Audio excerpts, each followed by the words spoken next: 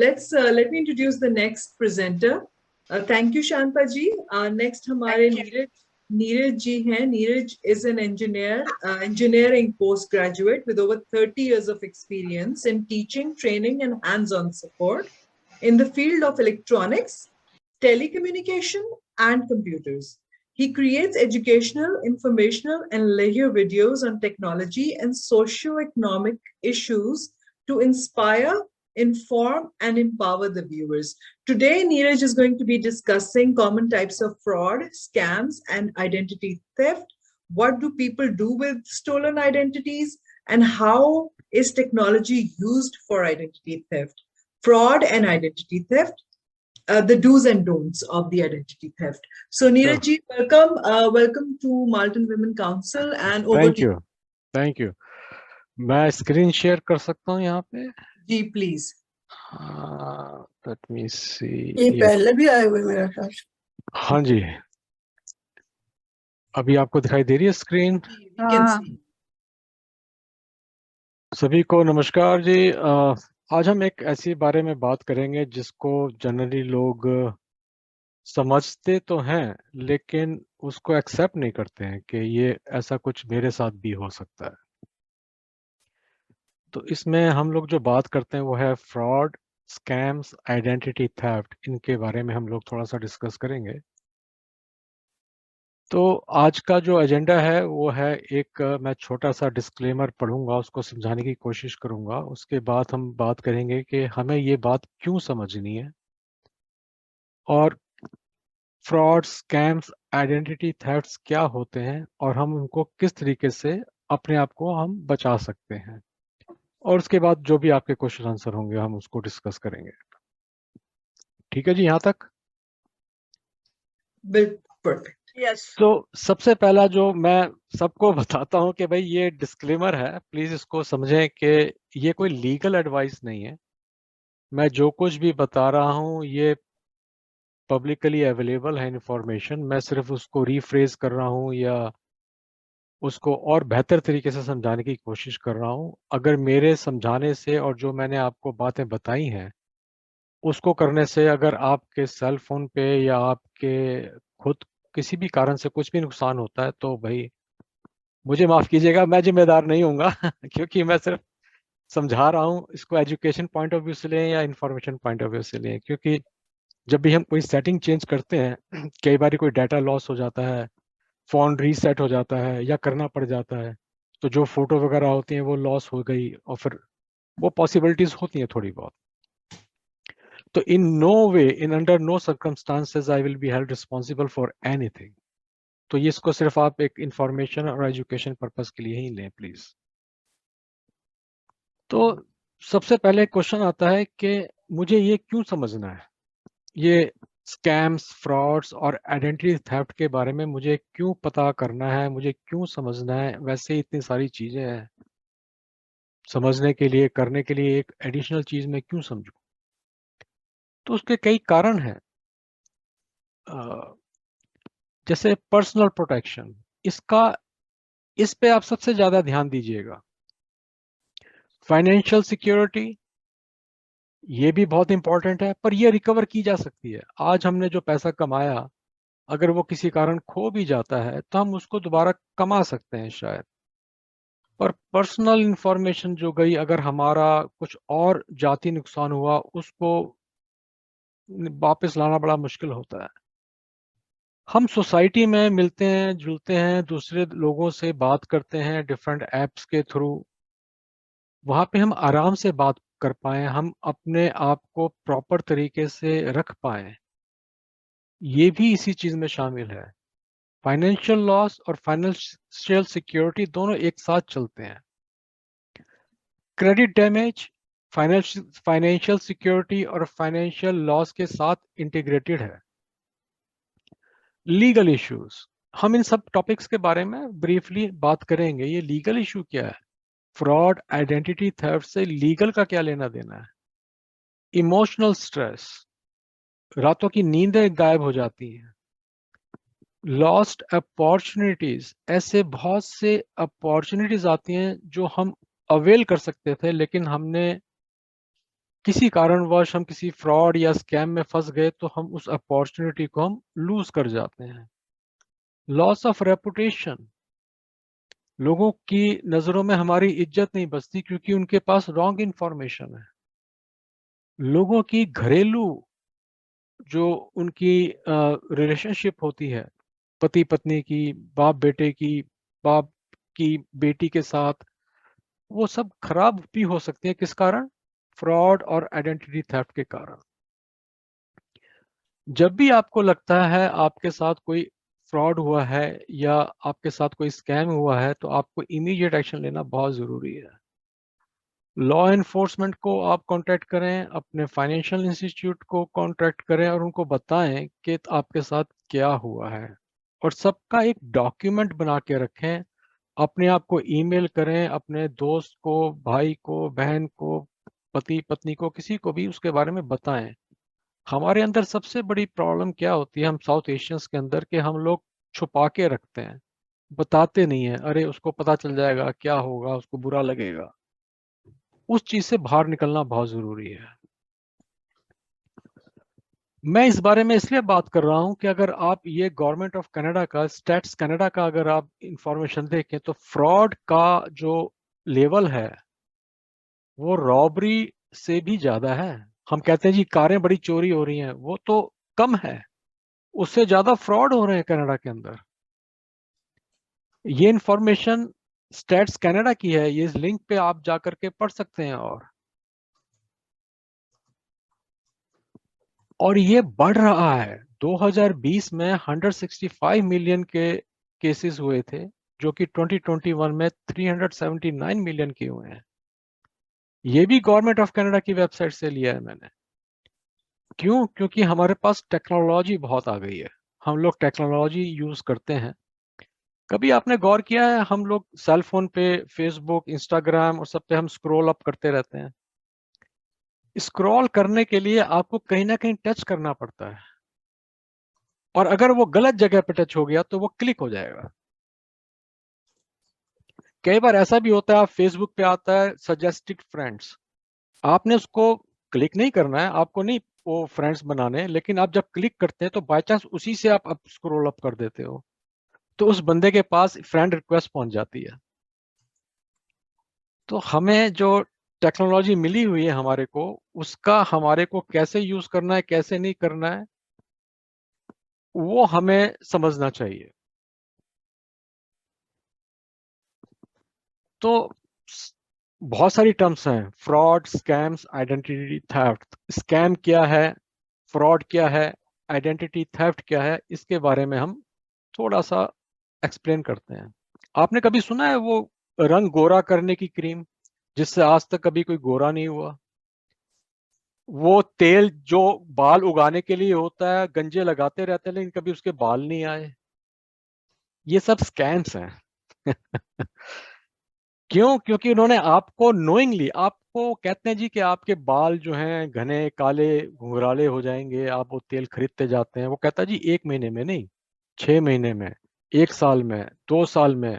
पर आपने उसको अपने पैसे सारे दे दिए, पर बाल तो नहीं बढ़े, बाल तो झड़ गए। और अगर बाल उगाए जा सकते होते तो यूके का जो प्रिंस है, जो गंजा है, वो तो अमीर व्यक्ति है भाई, वो तो कुछ भी खरीद सकता है, उसके भी बाल आ गए होते। और अगर गोरा करने की क्रीम से रंग गोरा होता होता तो माइकल जैक्सन को सर्जरी नहीं करानी पड़ती थी। वो क्रीम लगा लेता, वो जो बिकती है $5 में, $10 में, वो गोरा हो जाता। तो स्कैम वो चीज है जो हमारे को नोइंगली मूर्ख बना करके पैसा कमाया जाता है। और फ्रॉड क्या है? फ्रॉड वो चीज है जब हम इंश्योरेंस वाले को बताते हैं कि मैंने विंटर टायर्स लगाने हैं, उसकी रिबेट तो ले लेते हैं पर हम विंटर टायर्स लगाते नहीं है, वो फ्रॉड है। ठीक है जी। कोई क्वेश्चन अभी तक? कोई नहीं, चलिए आगे बढ़ते हैं। अब हम बात करते हैं टाइप्स ऑफ फ्रॉड के। अभी आप मैं आपको इसमें ना एक अपनी पर्सनल स्टोरी बताता हूँ। हम लोग कनाडा में नए नए आए थे, हमने फर्स्ट हाउस परचेज किया। कल हमारी क्लोजिंग है, और आज मैंने अपने जो भी उस टाइम पे 2-4 दोस्त थे उनको घर पे बुलाया खाने के लिए, ग्रोसरी स्टोर गया, ग्रोसरी लेके आया, डेबिट कार्ड यूज किया था मैंने उस टाइम पे, क्रेडिट कार्ड यूज नहीं किया था, क्योंकि हमारे को लगता था, एक शायद साउथ एशियन की मेंटालिटी है यार, क्रेडिट कार्ड क्या यूज करना है, अगर हमने जरूरत से ज्यादा क्रेडिट कार्ड यूज कर लिया तो उसका पैसा कौन भरेगा। डेबिट कार्ड तो एक बारी में पैसा चला जाता है, हमें पता होता है कि भी कितना पैसा है, हमने खर्च कर दिया। मैं घर आता हूँ, 5-7 मिनट की ड्राइव थी, मेरे को फोन आता है बैंक वाले का कि आपने अभी क्या डाउनटाउन टोरंटो से $1000 विड्रॉ किए हैं। मैंने कहा नहीं, मैं तो ईस्ट यॉर्क में हूँ, मैं तो डाउनटाउन गया ही नहीं, डाउनटाउन अभी तो मैं ग्रोसरी लेके आया हूँ 5-7 मिनट पहले। वो कहता हमें यही समझ में आ रहा है कि आप नहीं है, क्योंकि आप 5 मिनट में ईस्ट यॉर्क से डाउनटाउन नहीं पहुंच सकते। अभी आपका डेबिट कार्ड स्वैप हुआ है ईस्ट यॉर्क में और डाउनटाउन में से $1000 विड्रॉ हुए हैं। अब आप मान के चलिए कि हम नए हैं कनाडा में, अगले दिन हमारी क्लोजिंग है, बैंक में जो अमाउंट है वो लिमिटेड है, उसमें से $1000 निकल गए, तो उसको आप कैसे, उस केस को आप कैसे रिस्टोर करोगे। अगर आप ये कहते हो बैंक वाले को कि भाई मैंने तो नहीं किया, वो कहता ठीक है जी, हम इसको प्रोसेस करते हैं, पता करेंगे, जब जजमेंट आएगी उसके बाद आपके पैसे वापस आ जाएंगे। पर आपका तो घर की क्लोजिंग कल है, कल आपने लॉयर को पैसे देने हैं, ड्राफ्ट देना है, तो ऐसे केस भी होते हैं। तो भाई सबसे बड़ी प्रॉब्लम है स्किमिंग डिवाइस की।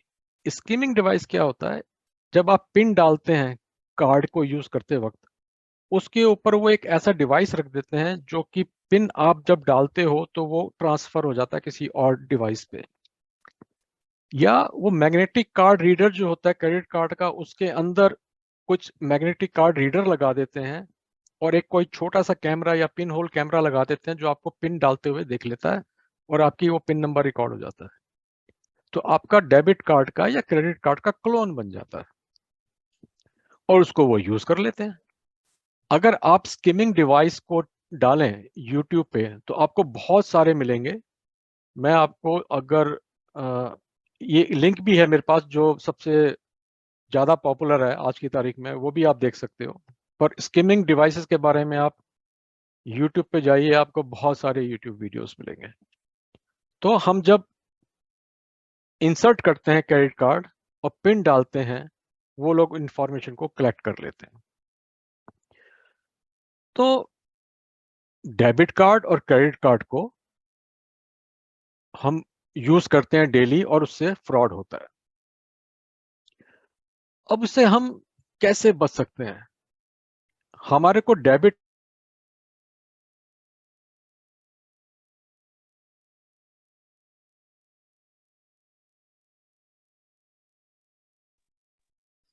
आई थिंक उनका थोड़ा हाँ फ्रीज हो गए वो। फ्रीज हो गया, हैंग हो गया। पेमेंट निकलेगी। Okay, he is back. कोई क्वेश्चन? जी, ये लास्ट 2 लाइंस दोबारा रिपीट कर सकते हैं, आपका हैंग हो गया था आई ओह थिंक। सॉरी, हाँ कौन से वाला? ये जो लास्ट आपने जो भी 2 लाइंस बोली हैं, because people missed it, we okay all okay. Missed it. तो हम इसको कैसे बच सकते हैं डेबिट कार्ड और क्रेडिट कार्ड के फ्रॉड से, मैं उसके बारे में बात कर रहा था।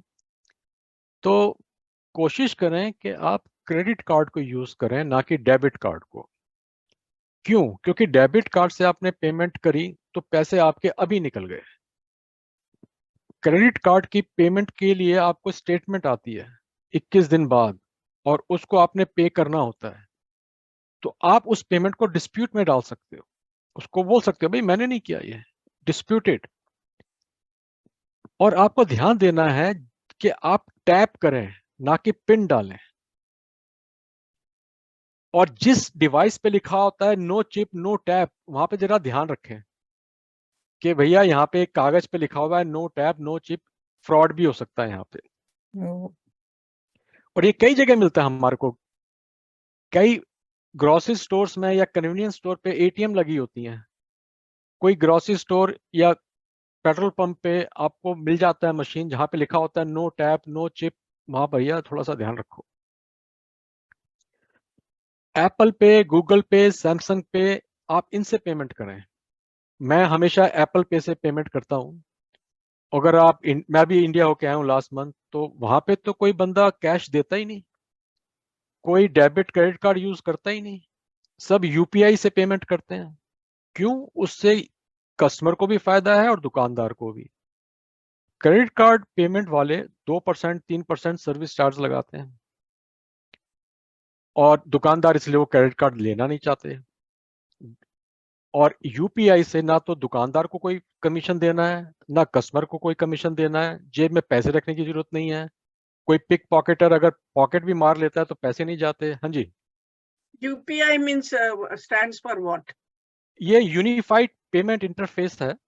एक ऐसा इंटरफेस है जो कि पूरे इंडिया में एप्लीकेबल है, और आप तो अगली 8 या 10 कंट्रीज और हैं जो यूज कर रही हैं। अच्छा, तो बेसिकली एक ऐप है जिससे आप अपना आधार कार्ड और बैंक का एक अकाउंट लिंक कर देते हैं या क्रेडिट कार्ड लिंक कर देते हैं, और उससे पेमेंट जाती है। अगर हम लोग यहाँ से विजिट करने जा रहे हैं, कैन वी गेट इट?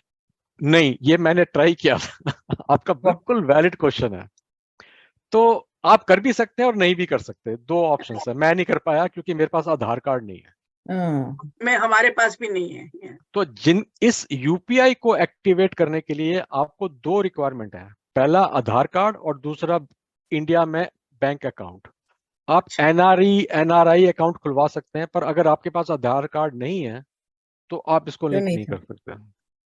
और सबसे बड़ी प्रॉब्लम क्या आई कि यूपीआई पेमेंट ऐप जो है या पेटीएम है, ये इंडियन ऐप स्टोर के ऐप्स हैं।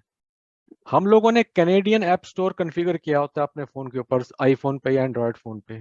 जब हम यूपीआई और पेटीएम सर्च करते हैं तो वो विजिबल ही नहीं होते, क्योंकि जो ऐप स्टोर है वो कैनेडियन ऐप स्टोर है। अच्छा अच्छा अच्छा। तो इसके लिए फिर मुझे वहां पे मैंने क्या किया, मैं अपने साथ अपना एक एंड्रॉयड फोन भी ले गया था। मैंने एंड्रॉयड फोन को रीसेट किया वहां पे पूरा। वहां पे एक नई गूगल आईडी बनाई जो वहीं के आईपी एड्रेस से। वहां से मैं इसके बारे में भी एक वीडियो बनाऊंगा कि बहुत बढ़िया सिस्टम हो गया है। आप एयरपोर्ट से बाहर निकलो, $5 में आपको 28 दिन के लिए 5G डाटा मिलता है, 1.5 GB पर डे के हिसाब से।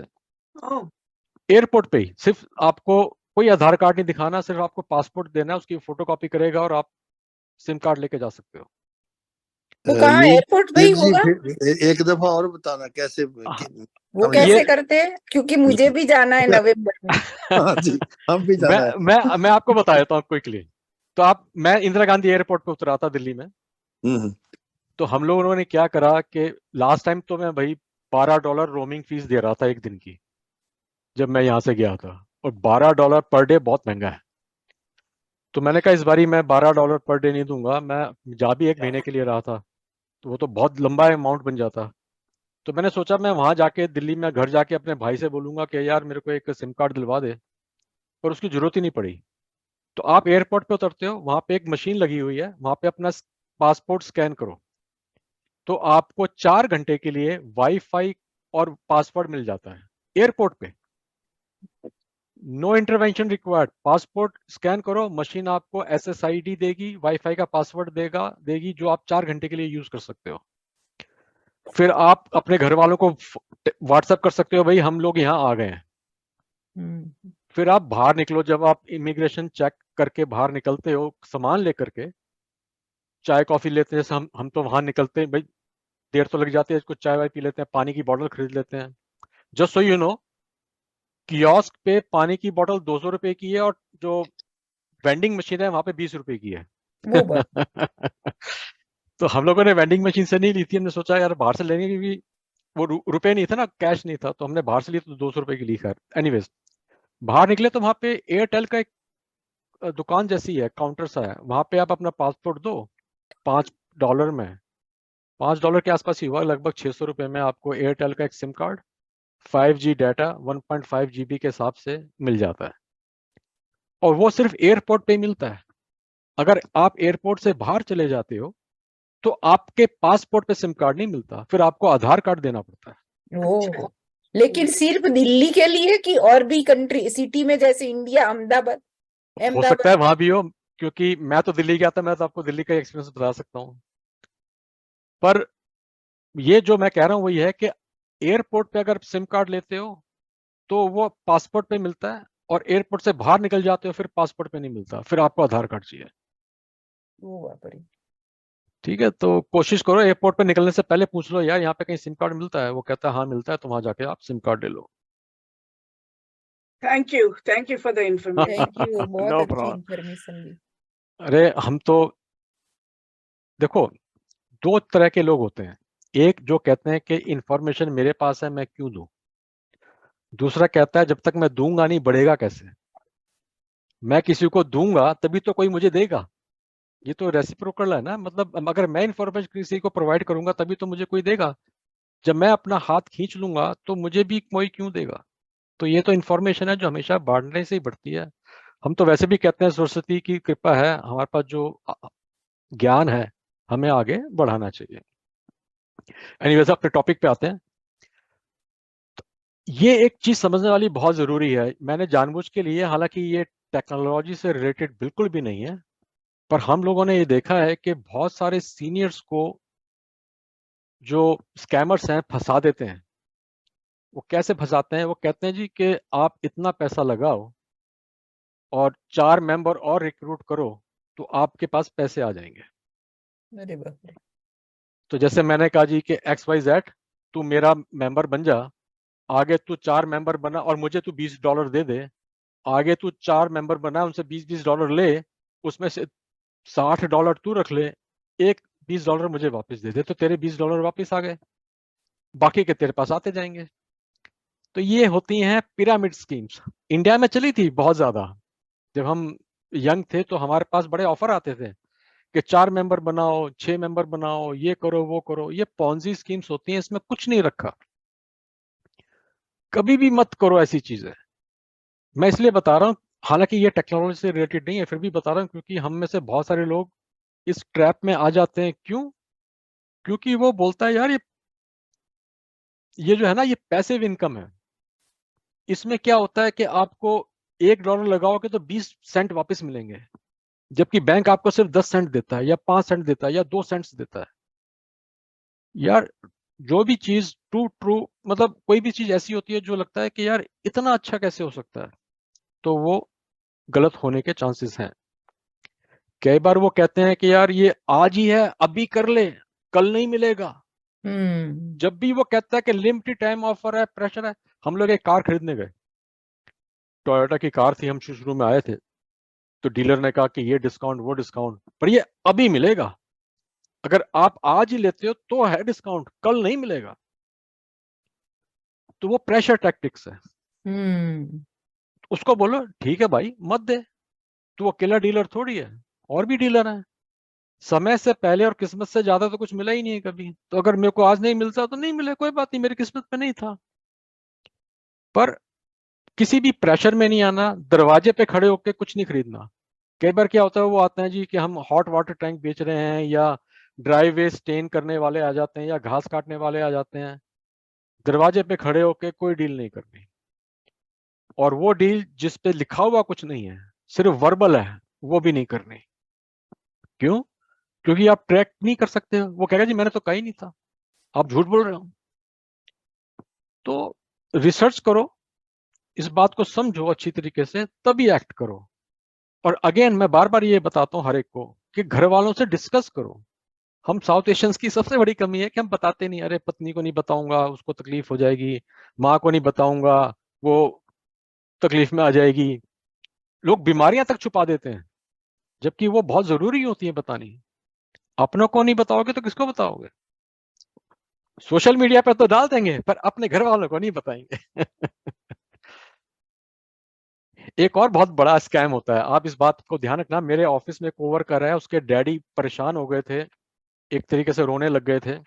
तो मेरे कोवर्कर ने उनको समझाया कि कुछ नहीं होगा, चिंता नहीं करो। उनके पास फोन आता है, वो बोलता है कि जी आपने टैक्स नहीं दिया है या आपके टैक्स में कुछ गड़बड़ है, अभी के अभी पैसे ट्रांसफर करो, नहीं तो आपको पुलिस पकड़ के ले जाएगी और आपको जेल भेज दिया जाएगा। तो उसको बोलो भैया भेज दे जेल, पुलिस भेज दे, क्या दिक्कत है, तू नहीं करता मैं बुलाता हूँ। किसी भी बहकावे में डर में आने की जरूरत नहीं। ये कनाडा है, यहाँ पे वो गुंडा एलिमेंट नहीं है जो आपके घर पे आकर के आपका घर उजाड़ के ले जाएगा। यहाँ का लॉ एंड ऑर्डर बहुत अच्छा है। आप 911 खुद कॉल करो, उसको बोलो कि मेरे पास ऐसा फोन आ रहा है, उसको 911 वाले को उसकी रिकॉर्डिंग सुना दो या उसकी आवाज सुना दो। तो कभी भी इस स्कैम में मत फंसना जो ये बोलता है कि मैं रेवेन्यू कनाडा से बोल रहा हूँ, आपने पैसे नहीं दिए हैं या आपका अकाउंट खराब हो गया है, अभी के अभी पैसे ट्रांसफर करो, नहीं तो आपको जेल भेज दिया जाएगा। वो जाने दो जेल, कोई दिक्कत नहीं है। उसको बोलो भैया तू एक नहीं 2 बंदे भेजियो, क्योंकि मैं थोड़ा भारी हूँ, उठाने में थोड़ी दिक्कत आएगी। तो वो भेजेगा ही नहीं, है ही नहीं कुछ, है ना। अब ये मेरा टॉपिक आता है इंटरनेट का। अब से पहले तक तो मैंने आपको नॉन आईटी वाले बताए थे जो बहुत जरूरी थे, क्योंकि मैंने खुद महसूस किए हैं, मेरे कोवर्कर ने महसूस किए हैं। आजकल ना डिजिटल फ्रॉड बहुत हो रहा है, online internet digital fraud scam जो कुछ भी आप कह लो, ये एक दूसरे से आप रिप्लेस भी कर सकते हो। एक दूसरे के आप जिसको बोलते हैं ना कि इसको ये बोल दो या वो बोल दो, बात तो बराबर ही है। इसमें सबसे बड़ा स्कैम होता है फिशिंग स्कैम। फिशिंग जैसे हम वो कांटा डालते हैं ना मछली पकड़ने के लिए, उसके अंदर हम एक कीड़ा लगा देते हैं कि भाई मछली फंसी फंसी। तो उसमें क्या होता है कि आपको एक ईमेल आती है जिसको लगता है ये तो यार स्कूशा बैंक की है या टीडी बैंक की है, पर वो होती नहीं है।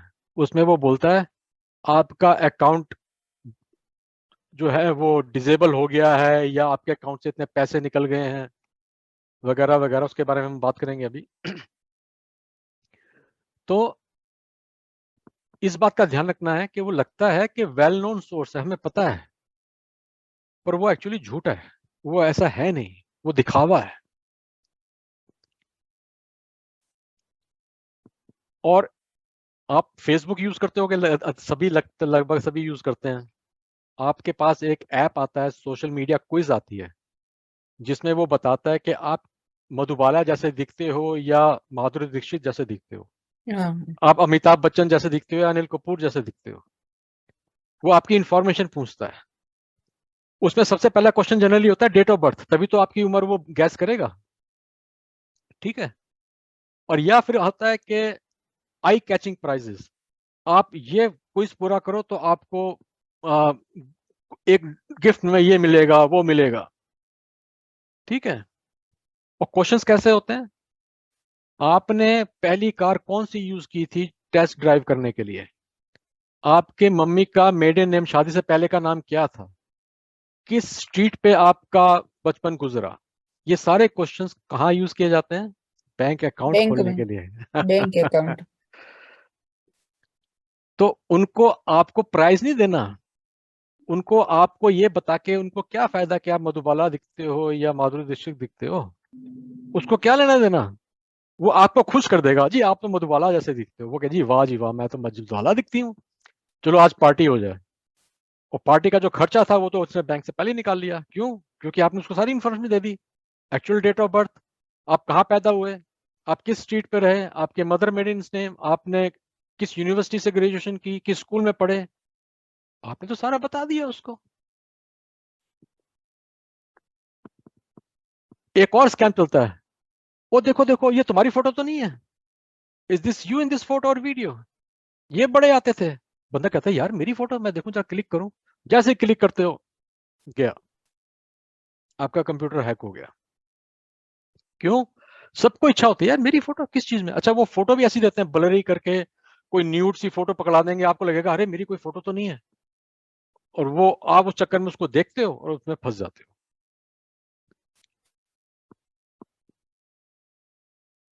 अब और भी ऐसे आते हैं, अगर आपने देखा हो फेसबुक पे खास तौर से वर्क फ्रॉम होम के ऐड आते हैं, वर्क फ्रॉम होम $2000 हफ्ते के। ओ यार $2000 लोग महीने में नहीं कमाते, तू हफ्ते में कैसे कमा के देगा मुझे। फिर वो कहते हैं जी कि आप अप्लाई कर सकते हो, बड़ा इजी है, फोन नंबर देंगे आपको, सब कुछ करेंगे और आपको एक फॉर्म भेज देंगे। उस फॉर्म में आपको वो कहेंगे जी आपको पेमेंट जाएगी, आप अपना बैंक अकाउंट नंबर लिखो, आपको हम एम्प्लॉयमेंट दे रहे हैं तो आपका अपना सिन नंबर लिखो, डेट ऑफ बर्थ लिखो, फोन नंबर लिखो, एड्रेस लिखो। आपको पता ही नहीं वो कंपनी कहाँ है, वो कनाडा में है भी कि नहीं है, वो किसी और कंट्री में तो नहीं है। आपने कहा यार ये तो $2000 घर में बैठे बैठे मिल रहे हैं, मैंने करना क्या है, सुबह बच्चे स्कूल चले जाते हैं, हस्बैंड स्कूल ऑफिस चला गया, शाम मैं तो खाली हूँ, चलो मैं भर देती हूँ, फॉर्म भर दिया, आपका सोशल नंबर गया, आपका फोन नंबर गया, आपका एड्रेस गया, डेट ऑफ बर्थ गया, काम खत्म। उनको बस वही चाहिए था। एक और स्कैम है बहुत, पहले तो ये लेटर आते थे हमारे पास, यहाँ पर कनाडा में भी आए हुए हैं कि एक आपका चाचा था उम्र के। हाँ जी बताएं। मैं बताऊं, मेरे साथ हुआ ऐसे। अच्छा। मुझे लेटर आया कि तकरीबन 2 मिलियन की मेरी लॉटरी निकली है। अरे बाप रे। और निकले किसमें है कि मैं ये रीडर डाइजेस्ट होता है ना मैगजीन, हाँ रीडर डाइजेस्ट होती थी। हाँ। अब मैं पढ़ती थी बहुत, कंटिन्यूली 2-3 साल से वो छोड़ दिया था। कहते रीडर डाइजेस्ट वालों की निकली है लॉटरी। हाँ। अच्छा, मैं बड़ी खुश हुई, मेरे एकदम इतने साल बाद उनको याद आ गया मेरा। और उन्होंने कहा कि आप हमें ना, उस पर एक आदमी का नाम दिया, फोन नंबर दिया कि इस पर फोन करो, तो हम आपको विदिन ए वीक ना पैसे भेजेंगे। ठीक है। मैंने किया, मेरे साथ बात की उस आदमी ने, और मैं हैरान हूँ कि 4 दिन बाद मेरे को 2 चेक आ गए 10,000 के। एक 5 का था, एक पता नहीं कुछ ऐसे, मतलब दो चेक आ गए। तो मैं बैंक वालों के पास गई, मैं बैंक वालों से पूछा, वहाँ लेडीज थी 2 काउंटर पर, तो उन्होंने 2 घंटे लगा दिए जी, जहां से आया चेक, सारी इंक्वायरी वगैरह करते करते।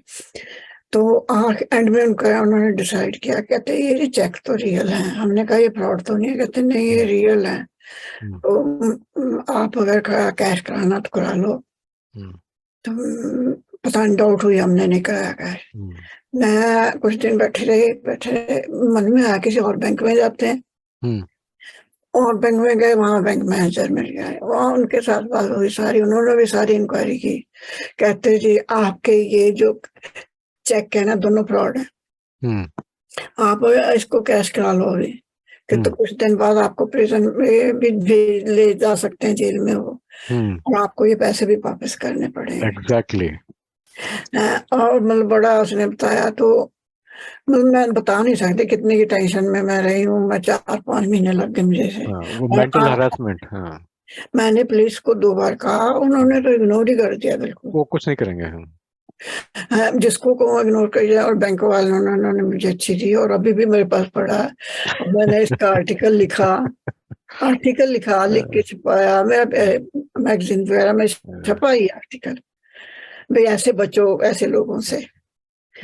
आपको पता है वो क्यों वो प्रॉब्लम है? आपको 1 रुपया भी निकालना क्यों प्रॉब्लम है? एज पर देयर एग्रीमेंट जो उन्होंने बनाया है, अगर आपने ये कैश किया तो आप बाउंड हो जाते हैं इस रूल, इस रेगुलेशन के लिए। तो अगर कोई भी आदमी आपको कोई पैसे दे रहा है तो भैया 100 बार सोचो वो क्यों दे रहा है। इसीलिए तो हमने, अब मेरे पास पड़े वैसे ही चेक हुआ, उसकी बस फोटो लगाओ, उसको फ्रेम करवाओ। नहीं, बड़ी बार होता है, बड़ी बार उसके बाद भी हुआ कि ये क्या है, पर खुशी बड़ी हुई कि मैं पढ़ती हूँ वाकई में रीडर डाइजेस्ट, तो मैं तो जीत गई इतना सारा पैसा। इंडिया के वो तकरीबन 18 करोड़ बनते थे। सही बात है। और वैसे आपको बताऊं, आप रीडर डाइजेस्ट पढ़ते हो तो ये बहुत बड़ी बात है, क्योंकि मैं ये बात मान के चलता हूँ कि रीडर डाइजेस्ट में जो कलेक्शन है, उसकी जो इंफॉर्मेशन है, वो हर एक के समझ में आती भी नहीं है। तो रीडर डाइजेस्ट को पढ़ने वाले वैसे ही अपने आप में एक हाई लेवल के होते हैं हमेशा। ये कोई मनोहर कहानियां नहीं है, ये कोई नूतन या चंदा मामा नहीं है। उसको पढ़ना और समझना अपने आप में बहुत बड़ी बात है। तो कुडो टू यू, आप उसको पढ़ते रहे, अभी भी पढ़िए। अब तो बहुत, मैं ऐसी नॉवल वगैरह नहीं पढ़ती, नॉलेज की ही बात, बुक्स पहले वो बड़े साइज में आती थी, बाद में वो छोटी साइज की हो गई थी, छोटे साइज छोटी हो गई। हाँ। वो छोटी इसलिए कर दी उन्होंने कि भाई लोग ट्रैवल करते हैं, तो जैसे टीटीसी में, जैसे मैं जब एग्जांपल दे रहा हूँ, टीटीसी में बैठे तो बड़ी बुक लेके पढ़ना मुश्किल होता है, तो छोटी बुक कर दी थी उन्होंने। बिल्कुल। तो ऐसे हुआ मेरे साथ, और मैं कुछ दिन बड़ी खुश रही। मैं इतने पैसे हो जाने मेरे पास, मैं ये करूंगी, मैं सोचते हैं ना अपन कि इतने पैसे मिले, अब इसमें से क्या खरीदे, क्या खरीदेंगे, ये इतना घर लूंगी, उसको लेके दूंगी, एक घर एक इसको लूंगी, बड़ी खुश होती। नीरज जी, ज्ञानी जी का भी क्वेश्चन है। हाँ जी। हाँ जी, मैं भी दसना सी, मैनू एक फोन आया सी इदां दे जी, बे तुसीं अपना टैक्स नहीं भराया। अच्छा। वो ਅਸੀਂ ਆਖਿਆ ਅਸੀਂ ਤਾਂ ਟੈਕਸ ਭਰਾਉਂਦੇ ਆ, ਹਰ ਸਾਲ ਭਰਾਉਂਦੇ ਆ। ਨਹੀਂ ਤੁਹਾਡਾ ਪਿਛਲਾ 5 ਸਾਲ ਦਾ ਟੈਕਸ ਪਿਛੇ 1 ਸਾਲ ਦਾ ਰਹਿੰਦਾ। ਅੱਛਾ। ਤੇ ਮੈਂ ਅਮਰੀਕਾ ਜਾਣਾ ਸੀ, ਮੈਂ ਪ੍ਰਚਾਰ ਦੀ ਸੇਵਾ ਕਰਦਾ। ਤੇ ਉਹ ਕਹਿੰਦੇ ਤੁਹਾਨੂੰ ਬਸ ਪੁਲਿਸ ਨੇ ਫੜ ਲੈਣਾ, ਜਿਵੇਂ ਤੁਸੀਂ ਦੱਸਿਆ ਵੀ 에ਅਰਪੋਰਟ ਤੇ ਨਹੀਂ ਚੜ੍ਹਨ ਦੇਣਾ। ਸਾਰੀ ਗੱਲਾਂ ਇਹ ਸੇਮ ਸੀ ਮੇਰੇ ਨਾਲ ਕੀਤੀ ਉਹਨਾਂ ਨੇ। ਤੇ ਮੈਂ ਆਪਣੇ ਲੜਕੇ ਨੂੰ ਫੋਨ ਫੜਾਇਆ ਤੇ ਉਹ ਵੀ ਘਬਰਾ ਗਿਆ ਹਨਾ। ਤੇ ਅਸੀਂ ਆਖਿਆ ਵੀ ਜਿਹੜਾ ਤੁਸੀਂ ਦੱਸ ਦਿਓ ਵੀ ਸਾਡਾ ਤਾਂ ਅਸੀਂ ਤਾਂ ਘਰ ਵੀ ਉਹ ਬਦਲ ਦਿੱਤਾ ਹਨਾ, ਤੇ ਅਸੀਂ ਤਾਂ ਹੋਰ ਘਰ ਵਿੱਚ ਆ ਇਸ ਵੇਲੇ। ਤੇ ਚਲੋ ਪਰ ਫਿਰ ਉਹਨੇ ਕਿਹਾ ਸੀ ਅਸੀਂ ਸੱਚ ਪੈਸੇ ਦੇਣ ਨੂੰ ਤਿਆਰ ਹੋ ਗਏ ਜੀ। ਹਾਂਜੀ। ਤੇ ਫਿਰ ਪਤਾ ਨਹੀਂ ਉਹ ਕਹਿੰਦਾ ਤੁਸੀਂ ਮੈਨੂੰ ਦੂਜੇ ਫੋਨ ਤੋਂ ਫੋਨ ਕਰੋ। ਅੱਛਾ। ਤੇ ਪਹਿਲਾਂ ਘਰ ਵਾਲੇ ਤੇ ਕਰਦਾ ਸੀ, ਜਾਂ ਦੂਜੇ ਤੋਂ ਮੈਨੂੰ ਕਰੋ, ਮੋਬਾਈਲ ਤੋਂ ਕਰੋ। ਤੇ ਸਾਡੇ ਕਾਕਾ ਕਹਿੰਦਾ ਠੀਕ ਆ ਕਰਦੇ। ਫਿਰ ਉਹਨੇ ਆਪਣੇ ਦੋਸਤ ਲਾਇਰ ਸੀ ਉਹਨੂੰ ਫੋਨ ਕੀਤਾ ਉਸੇ ਵੇਲੇ। ਉਹ ਕਹਿੰਦਾ ਨਹੀਂ ਮੈਨੂੰ ਨੰਬਰ ਦਿਓ। ਉਹਨੇ ਨੰਬਰ ਲਿਆ ਤੇ ਉਹ ਕਹਿੰਦਾ ਨਹੀਂ ਇਹ ਤਾਂ ਫਰਾਡ ਹੋ ਰਿਹਾ ਤੁਹਾਡੇ ਨਾਲ, ਤੇ ਤੁਸੀਂ ਡਰੋ ਨਾ ਬਿਲਕੁਲ ਹੀ। ਤੇ ਦੂਸਰਾ ਜਿਵੇਂ ਬੀਬੀ ਜੀ ਨੇ ਸੁਣਾਈ ਆ ਵੀ ਲਾਟਰੀ ਤੁਹਾਡੀ ਆਈ ਆ ਇਸ ਤਰ੍ਹਾਂ ਨਾ, ਇਸ ਤਰ੍ਹਾਂ ਦੀ ਮੈਨੂੰ ਬਹੁਤ ਫੋਨ ਆਇਆ। ਤੇ ਮੈਂ ਕਿਹਾ ਮੈਂ ਤਾਂ ਲਾਟਰੀ ਪਾਉਂਦਾ ਹੀ ਨਹੀਂ, ਨਾ ਮੈਨੂੰ ਲੋੜ ਆ। ਨਹੀਂ ਤੁਸੀਂ ਲੈ ਲਓ। ਮੈਂ ਕਹਿੰਦਾ ਮੈਨੂੰ ਲੈਣੀ, ਕਿਸੇ ਨੂੰ ਹੋਰ ਦੇ ਦੋ। मैं लाटरी पाऊंगा ही नहीं गा। आपसे क्वेश्चन पूछूं मैं? आपसे क्वेश्चन पूछना चाहता हूं कि आपको जब कनाडा से यूएस जाना था उससे पहले फोन आया। हाँ जी। ठीक है जी। जी। तो आपने ये इंफॉर्मेशन किसी को दी होगी कि मैं यूएस जा रहा हूं, और उसने उस इंफॉर्मेशन को बेच दिया या मिसयूज किया या कुछ भी किया। तो मैं आने वाले अगले 2-3 स्लाइड्स में आपको बताऊंगा कि क्या हमें नहीं करना चाहिए ठीक है इन चीजों से बचने के लिए, क्योंकि आपने जो पॉइंट बताया है वो इतना इंपॉर्टेंट है कि उसको कैसे पता आप यूएस जा रहे हो। जी जी। हाँ जी। है ना। हाँ तो ये बात सोचने वाली है जी। इसी पॉलिसी में। एक ऐसी स्कैम में एक और चीज आती है कि आपका चाचा ताऊ कोई मर गया है, आपके लिए वो वसीयत छोड़ गया है, ऐसे भी आते हैं। हाँ जी। और वो कहते हैं जी कि इतने पैसे दे दो, मतलब आपका 10 लाख रुपए का जो है वसीयत है, आप एक काम करो 1 लाख रुपया दे दो या 50,000 रुपये दे दो तो आपका हम ट्रांसफर कर देंगे। सब फेक है, सब झूठ है, कुछ नहीं है, ऐसा कोई भी चीज नहीं होती है भाई। मुफ्त के पैसे कोई क्यों देगा, इसको सोचना बहुत जरूरी है जी। हाँ जी। आगे चलिए बात नहीं। अगली जो आ रही है इसमें यंग जनरेशन बहुत इन्वॉल्व है। हमारी आज की जनरेशन को तो मुझे समझ में नहीं आता मैं कैसे समझाऊं। सोशल मीडिया पे फेक प्रोफाइल बना के लड़के लड़कियों को, लड़कियां लड़कों को दोस्त बनाते हैं। उसके बाद वो उनसे घंटों बातें करते हैं, चैट करते हैं। लड़का बोलता है कि मैं मिलिट्री में काम करता हूँ, मैं इस वक्त पोस्टेड हूँ कहीं और, अफगानिस्तान में या रशिया में या कहीं और, मैं पर्सनली नहीं मिल सकता पर मुझे आप बहुत अच्छे लगते हो, ये ऐसे ऐसे करके बाद में वो गिफ्ट, पैसे या सेंसिटिव इंफॉर्मेशन या उनकी आपत्तिजनक फोटोज को वो डिमांड करते हैं। लोग बहकावे में आकर के अपनी फोटो भेज देते हैं, उसके बाद उनकी ब्लैकमेलिंग शुरू हो जाती है। इसको आप हनी ट्रैप के नाम पे भी आपने बहुत सुना होगा। ये यंग जनरेशन में पता नहीं क्या अजीब सी कहानी शुरू हो गई है, समझते नहीं है। उनको समझाना चाहते हैं कि यार सोशल मीडिया पे वो दोस्त बनाओ जो आपसे रियल लाइफ में मिला हो या जिससे आप मिले हो उसको जानता हो। जिसको मैं जानता ही नहीं हूं उसको मैं दोस्त क्यों बनाऊंगा? क्यों? क्योंकि वो फ्रॉड भी हो सकते हैं, प्रॉब्लमेटिक भी हो सकते हैं। उनका इंफॉर्मेशन गैदरिंग करना ही एक काम है। एक और बड़ी कहानी शुरू हुई है, जैसे अभी बाढ़ आई लीबिया में या कुछ और हुआ तो लोग वेबसाइट बनाना शुरू कर देते हैं कि भैया हम फंड कलेक्ट कर रहे हैं लीबिया भेजने के लिए, या इस कंट्री में जो डिजास्टर हुआ है, टर्की में आया भूकंप, उसके लिए। तो आप पहले पता करें कि वो जो वेबसाइट है वो जेन्युइन भी है कि नहीं। हमने जो उसको पैसे दिए हैं ये सोच करके वो आगे पास ऑन करेगा, वो कहीं गायब तो नहीं हो जाएंगे। तो लोग तो पैसा कमाने के लिए बैठे हैं, वो किसी भी तरीके से कमाने की इच्छा रखेंगे भाई, वो क्यों छोड़ेंगे? उनके मन में दया या समझदारी नहीं होती है, उनका मेन पर्पस होता है किसी तरीके से पैसे निकालना।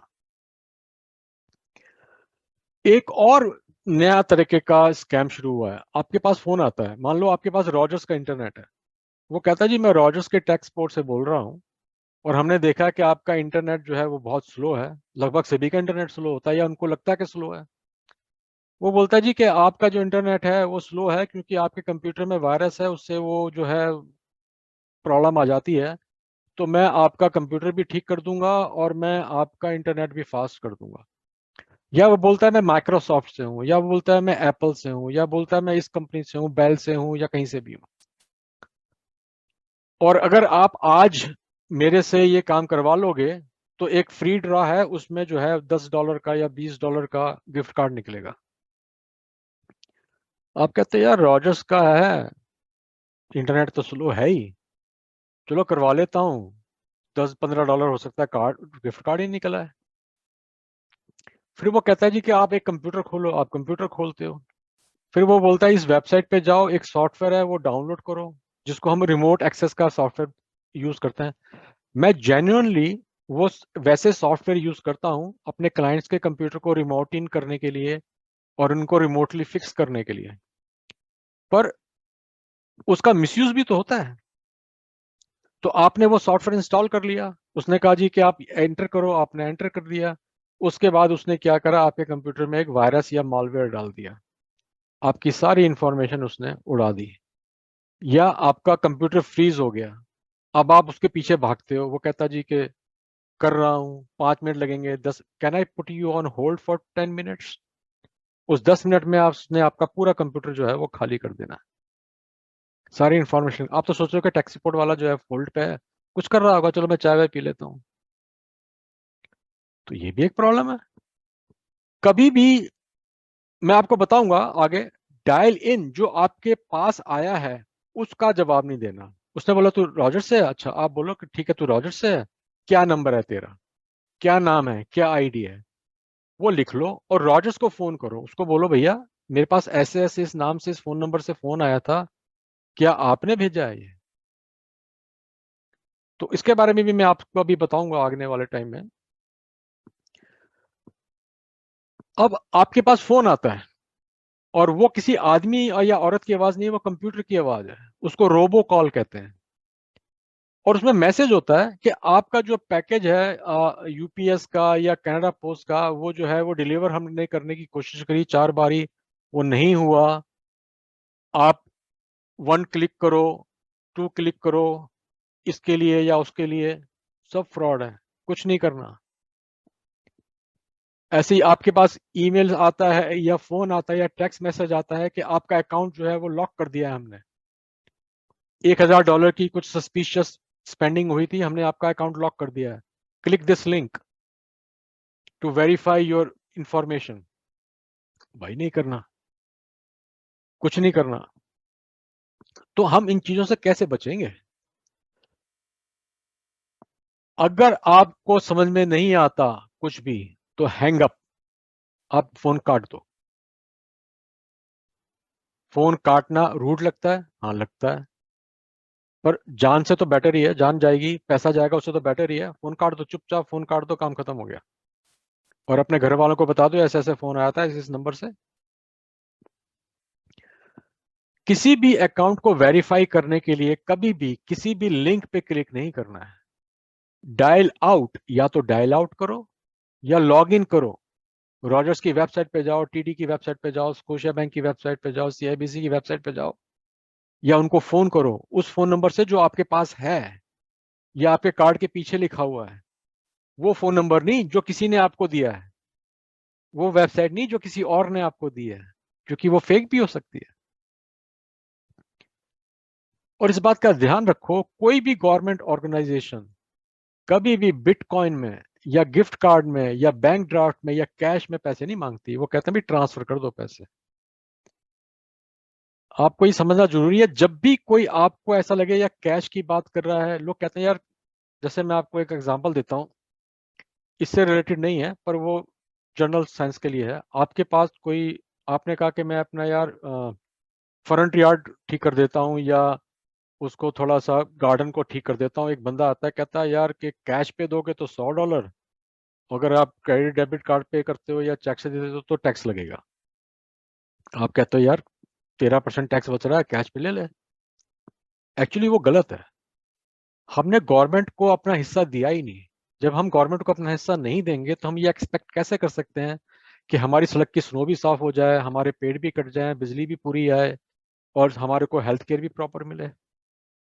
तो हमारा फर्ज बनता है कोई भी चीज कैश पे या 2 नंबर पे नहीं, उस कैश देना बुरा नहीं है, उसको बोलो मैं कैश दूंगा पर 13% टैक्स काट के मुझे रसीद दे। लोग रसीद लेने में घबराते हैं, क्यों? क्योंकि 13% टैक्स देना पड़ता है।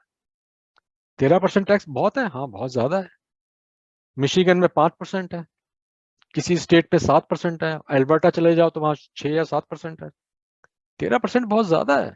पहली गवर्नमेंट 40-50% हमारे से इनकम टैक्स ले लेती है, उसके बाद 13% टैक्स और ले लो, तो हमारे पास बचता क्या है? पर एक्चुअली हमारे को टैक्स देना हमारा फर्ज भी बनता है, हमें देना चाहिए। एनीवेज वो तो इस चीज से रिलेटेड नहीं था, वो तो सेकंड चीज थी। किसी भी चीज पे क्लिक नहीं करना चाहिए अनलेस वो आपको पता है कि आपको नोन बंदे ने भेजी है या नोन सोर्सेज से है। हमेशा लॉग इन करो अपने अकाउंट पे चेक डिटेल करने के लिए। और भाई सब लोगों को मैं बार बार रिक्वेस्ट करता हूं, प्लीज अपने सोशल मीडिया अकाउंट पे अपना रियल डेट ऑफ बर्थ कभी मत डालो। कभी आप ये मत लिखो कि मैं बॉम्बे में या दिल्ली में या कहीं पे इस जगह रहता था, इस जगह पढ़ा हुआ, इस जगह बड़ा हुआ। कभी किसी को ये मत बताओ कि मैंने स्कूलिंग कहाँ से करी। कभी किसी को ये मत बताओ कि मैं किस यूनिवर्सिटी में गया। हालांकि उससे फायदा होता है। जब आप लिखते हो कि मैं मान लो यूनिवर्सिटी ऑफ टोरंटो से ग्रेजुएट हूं, तो यूनिवर्सिटी ऑफ टोरंटो के जितने भी लोग होंगे सोशल मीडिया पे आप उनको दोस्त बना सकते हो। पर यही इंफॉर्मेशन उनको चाहिए जिससे वो आपका आइडेंटिटी थेफ्ट कर सकें, जिसके बारे में आगे बात करूंगा। और आपको ऑनलाइन अकाउंट को सिक्योर करना चाहिए स्ट्रॉन्ग पासवर्ड से और 2 फैक्टर ऑथेंटिकेशन से। हम इसके बारे में एक और सेशन कर सकते हैं कि हम पासवर्ड कैसे बनाएं। हमारे पास इतने सारे अकाउंट्स होते हैं, उनको हम पासवर्ड किस तरह से बनाएं कि हमें याद भी रहे और कहीं लिखना भी ना पड़े और इजी टू रिमेंबर हो और कॉम्प्लिकेटेड टू ब्रेक हो। मतलब ऐसा कैसा पासवर्ड हो सकता है जो याद भी कर रखा जाए और वो क्रैक करना भी मुश्किल हो और सभी वेबसाइट का अलग अलग हो फिर भी याद रहे। इसके बारे में हम किसी और दिन बात करेंगे आराम से। अब ये आइडेंटिटी थेफ्ट क्या, जिसके बारे में मैंने भी आपसे बात करी, हम अब उसके बारे में बात करेंगे। ये ऑनलाइन स्कैम, फ्रॉड, इन सब का यही रीजन है, उनको यही चाहिए। आइडेंटिटी थेफ्ट क्या होता है? जब हम लोग अपनी इंफॉर्मेशन किसी और को दे देते हैं और वो हमारा एक क्लोन बना देता है। एक और नीरज वार्ष्णेय बन गया जिसके नाम से उसने बैंक अकाउंट में खोल दिया, उसने लोन ले लिया और उसके बाद दिया नहीं। उसने सिम कार्ड ले लिया, उससे उसने फ्रॉड कर दिया, फंस में गया। अनऑथराइज परचेजेस, अनऑथराइज मतलब सारी दुनिया भर की हरकतें किसी और के नाम से, अपने नाम से नहीं। तो ये आइडेंटिटी थेफ्ट कितने तरह के होते हैं ये समझना बहुत जरूरी है। लोग समझते हैं कि सिर्फ मेरा यही तो चोरी हो जाएगा, इससे ज्यादा क्या होगा। उससे ज्यादा भी होता है। वो कहते हैं यार मेरी तो जिंदगी ओपन बुक है, सबको पता है मेरे बारे में, क्या छुपाऊं, सबको पता है। पर वो गलत है। पहला है फाइनेंशियल आइडेंटिटी थेफ्ट। इसमें आपको अनऑथराइज अकाउंट से पैसे निकालना, मतलब किसी ने मेरा डेबिट कार्ड क्लोन कर दिया, वहां से पैसे विड्रॉ कर लिए या लोन ले लिया मेरे नाम से कार का और कार लेके रफू चक्कर हो गया, कार बेच दी। तो ये हो गया फाइनेंशियल।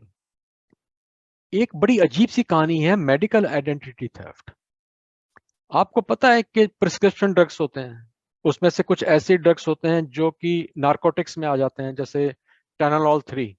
उसको खाने से आपको नींद सी आती है या आपको लगता है कि आप हवा में उड़ रहे हो, या ऐसी बहुत सी दवाइयां हैं जो प्रिस्क्रिप्शन पे हैं, कंट्रोल्ड हैं, पर उसका यूज लोग करते हैं नशे के लिए। तो वो क्या करेगा, उसको पता है उसको तो मिलनी नहीं है। जिसके पास इन चीजों का प्रिस्क्रिप्शन होता है वो उनको ढूंढते हैं, उनकी आइडेंटिटी को क्लोन करते हैं और उसकी प्रिस्क्रिप्शन पे जाकर के फार्मेसी से वो दवाई ले लेते हैं। कभी सोचा था ऐसा? नहीं होता है। एक और बड़ी अजीब कहानी है। एक क्रिमिनल है, उसने किसी को, बंदे को मार दिया, पुलिस या सॉरी एक्सीडेंट हो गया किसी क्रिमिनल का, पुलिस आती है, उसने पूछती है कि अपना लाइसेंस दिखाओ, उसने किसी और का लाइसेंस दिखा दिया जिसके ऊपर उसकी फोटो लगी हुई है, सब कुछ किसी और का, नाम, डेट ऑफ बर्थ, एड्रेस किसी और का, फोटो उसकी लगी हुई है। अब केस किस पे बनेगा, टिकट किसके पास आएगी? उस बंदे के पास जिसका ड्राइविंग लाइसेंस में नाम और नंबर था। तो क्रिमिनल आइडेंटिटी थेफ्ट, ये भी एक प्रॉब्लम है। एक और है सिन थेफ्ट। कुछ बंदे ऐसे हैं जो गवर्नमेंट से जो बेनिफिट्स आते हैं या टैक्स रिफंड आता है उसको अपने तरफ डाइवर्ट कर लेते हैं। उनसे कैसे बचेंगे मैं अभी बताता हूं आपको। अभी तक कोई क्वेश्चन, कोई ऐसी चीज जो आपको समझ में नहीं आई हो? क्योंकि अगला जो हम बताने जा रहे हैं वो है कि हम कैसे आइडेंटिटी थेफ्ट से बच सकते हैं। नहीं, बहुत बढ़िया दस रहे हैं, बहुत बढ़िया जी, ठीक है जी, बहुत कुछ पता लगे। हाँ जी, चलो जी फिर आगे चलते हैं। हमने अमेजोन से कुछ पैकेट मंगाया, उसके लिफाफे पे हमारा नाम, पता, सब कुछ प्रिंटेड था। हमने रिसाइकल बिन में उसको एज इट इज डाल दिया। गलत है, उस पे से नाम पता हटा देना चाहिए। कोई भी ऐसा डॉक्यूमेंट जिसके अंदर आपका नाम, date of birth, driver licence number कुछ भी लिखा हो, वो ऐसे नहीं फेंकना। हाँ जी, क्वेश्चन है?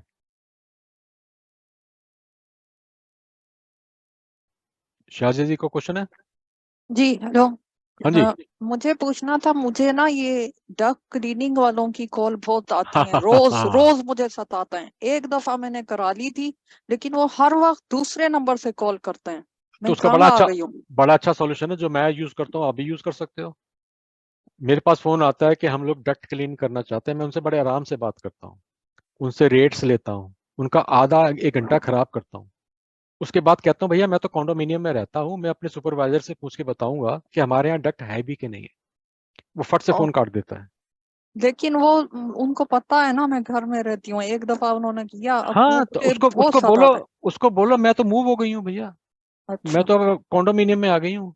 अब कौन घास काटे, कौन स्नो हटाए, कौन ये करे, कौन वो करे, मैं तो कॉन्डोमिनियम में शिफ्ट हो गई हूँ। और ये रोजर से भी करने लगे हैं अभी इस वीक। बोलते हैं हम रोजर से कॉल कर रहे हैं। क्या मैंने करने के कहा लिए, किस चीज के लिए? कहते हैं बंडल ऑफर है नई, पता नहीं। अब हाँ तो मैं नहीं बात कर रही हूँ, मैं कहती हूँ मेरा बेटा लुक आफ्टर करता है हाँ, इंटरनेट, मैं नहीं करती। उसको बोलो कि भैया आपने जो, देखो बहुत आसान तरीका है, उसको बोलो जो आप बता रहे हो ईमेल कर दो प्लीज मेरे को, और ईमेल एड्रेस दे दो notforyou@gmail.com, any email address what ever you makeup, जो भी आपको लगता है ईमेल एड्रेस आपका है उसको बता दो मेरा ईमेल एड्रेस ये है, मेरे पास अभी पेन पेपर नहीं है, मैं अभी बाहर हूँ, मेरे को ईमेल कर दो। ईमेल आएगा ही नहीं, क्योंकि उनको राइटिंग में कुछ देना ही नहीं है। और ये और जो ऐसे भी करते हैं विंडो डोर वाले, हाँ आपके सब, एरिया में काम कर रहे हैं। हाँ तो सबका आंसर यही है, मैं कॉन्डोमिनियम में रहती हूँ भैया, मैं सुपरवाइजर से पूछ के बताऊंगी कि मैं आपको हायर कर भी सकती हूँ कि नहीं। ओके, और थैंक सबसे बढ़िया तरीका ये है, आराम से बोलना है, उनको लगे ही ना कि आप उनको बहका रहे हो, यू। है ना? ठीक है। क्योंकि जिस दिन उनको लगेगा कि आप उनके लपेटे में आ सकते हो, उस दिन वो आपको लपेटे में ले लेंगे। जब उनको पता चलता है कि यार आपके ये तो कस्टमर ही नहीं है उनके लिए, क्यों, ये तो कॉन्डोमिनियम में रहते हैं, तो वो अपना, उनका पूरा नेटवर्क होता है, सबको बता देंगे कि ये नंबर जो है ना लिस्ट से हटा दो। क्यों? क्योंकि सबका टाइम खराब होता है भाई।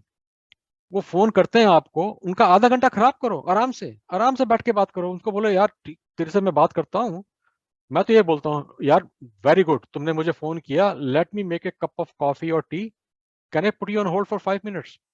उसको फोन को 5 मिनट होल्ड पे करो, अपने काम करते रहो जो करना है। उसको बोलो मैं चाय कॉफी बना के ला रहा हूँ, फिर आराम से बैठ के बात करते हैं, उसका टाइम खराब करो। जब उसका आधा एक घंटा खराब हो जाएगा और उसको लगेगा यार कस्टमर ने कुछ खरीदा ही नहीं, तो आपको फोन करेगा ही नहीं वो, क्योंकि टाइम मनी है उनके लिए। उनको हर घंटे में इतना रिजल्ट देना होता है। इसके ऊपर बहुत बढ़िया सीरियल भी आया है इंडिया में, वो एक सीरीज है जिसमें वो फोन करके पिन नंबर मांगते हैं और वो पैसा स्कैम करते हैं। हाँ जी। हाँ जी, मैं क्वेश्चन पूछ सकदा? हाँ जी, पूछे जी। मैं ये पूछना भी जो अपना फोन आउंदे ने, हाँ जी, ਆਪਾਂ ਉਸ ਨੂੰ ਔਨ ਕਰ ਲੈਂਦੇ ਆ, हाँ जी, हाँ ਉਹਦੇ जी। ਨਾਲ ਵੀ ਸਾਡੀ ਇਨਫੋਰਮੇਸ਼ਨ चली जाती है। हाँ, जाती है। अगर आपके पास कोई ऐप है जो कि जिसको आपने लोकेशन शेयरिंग में इनेबल किया हुआ है।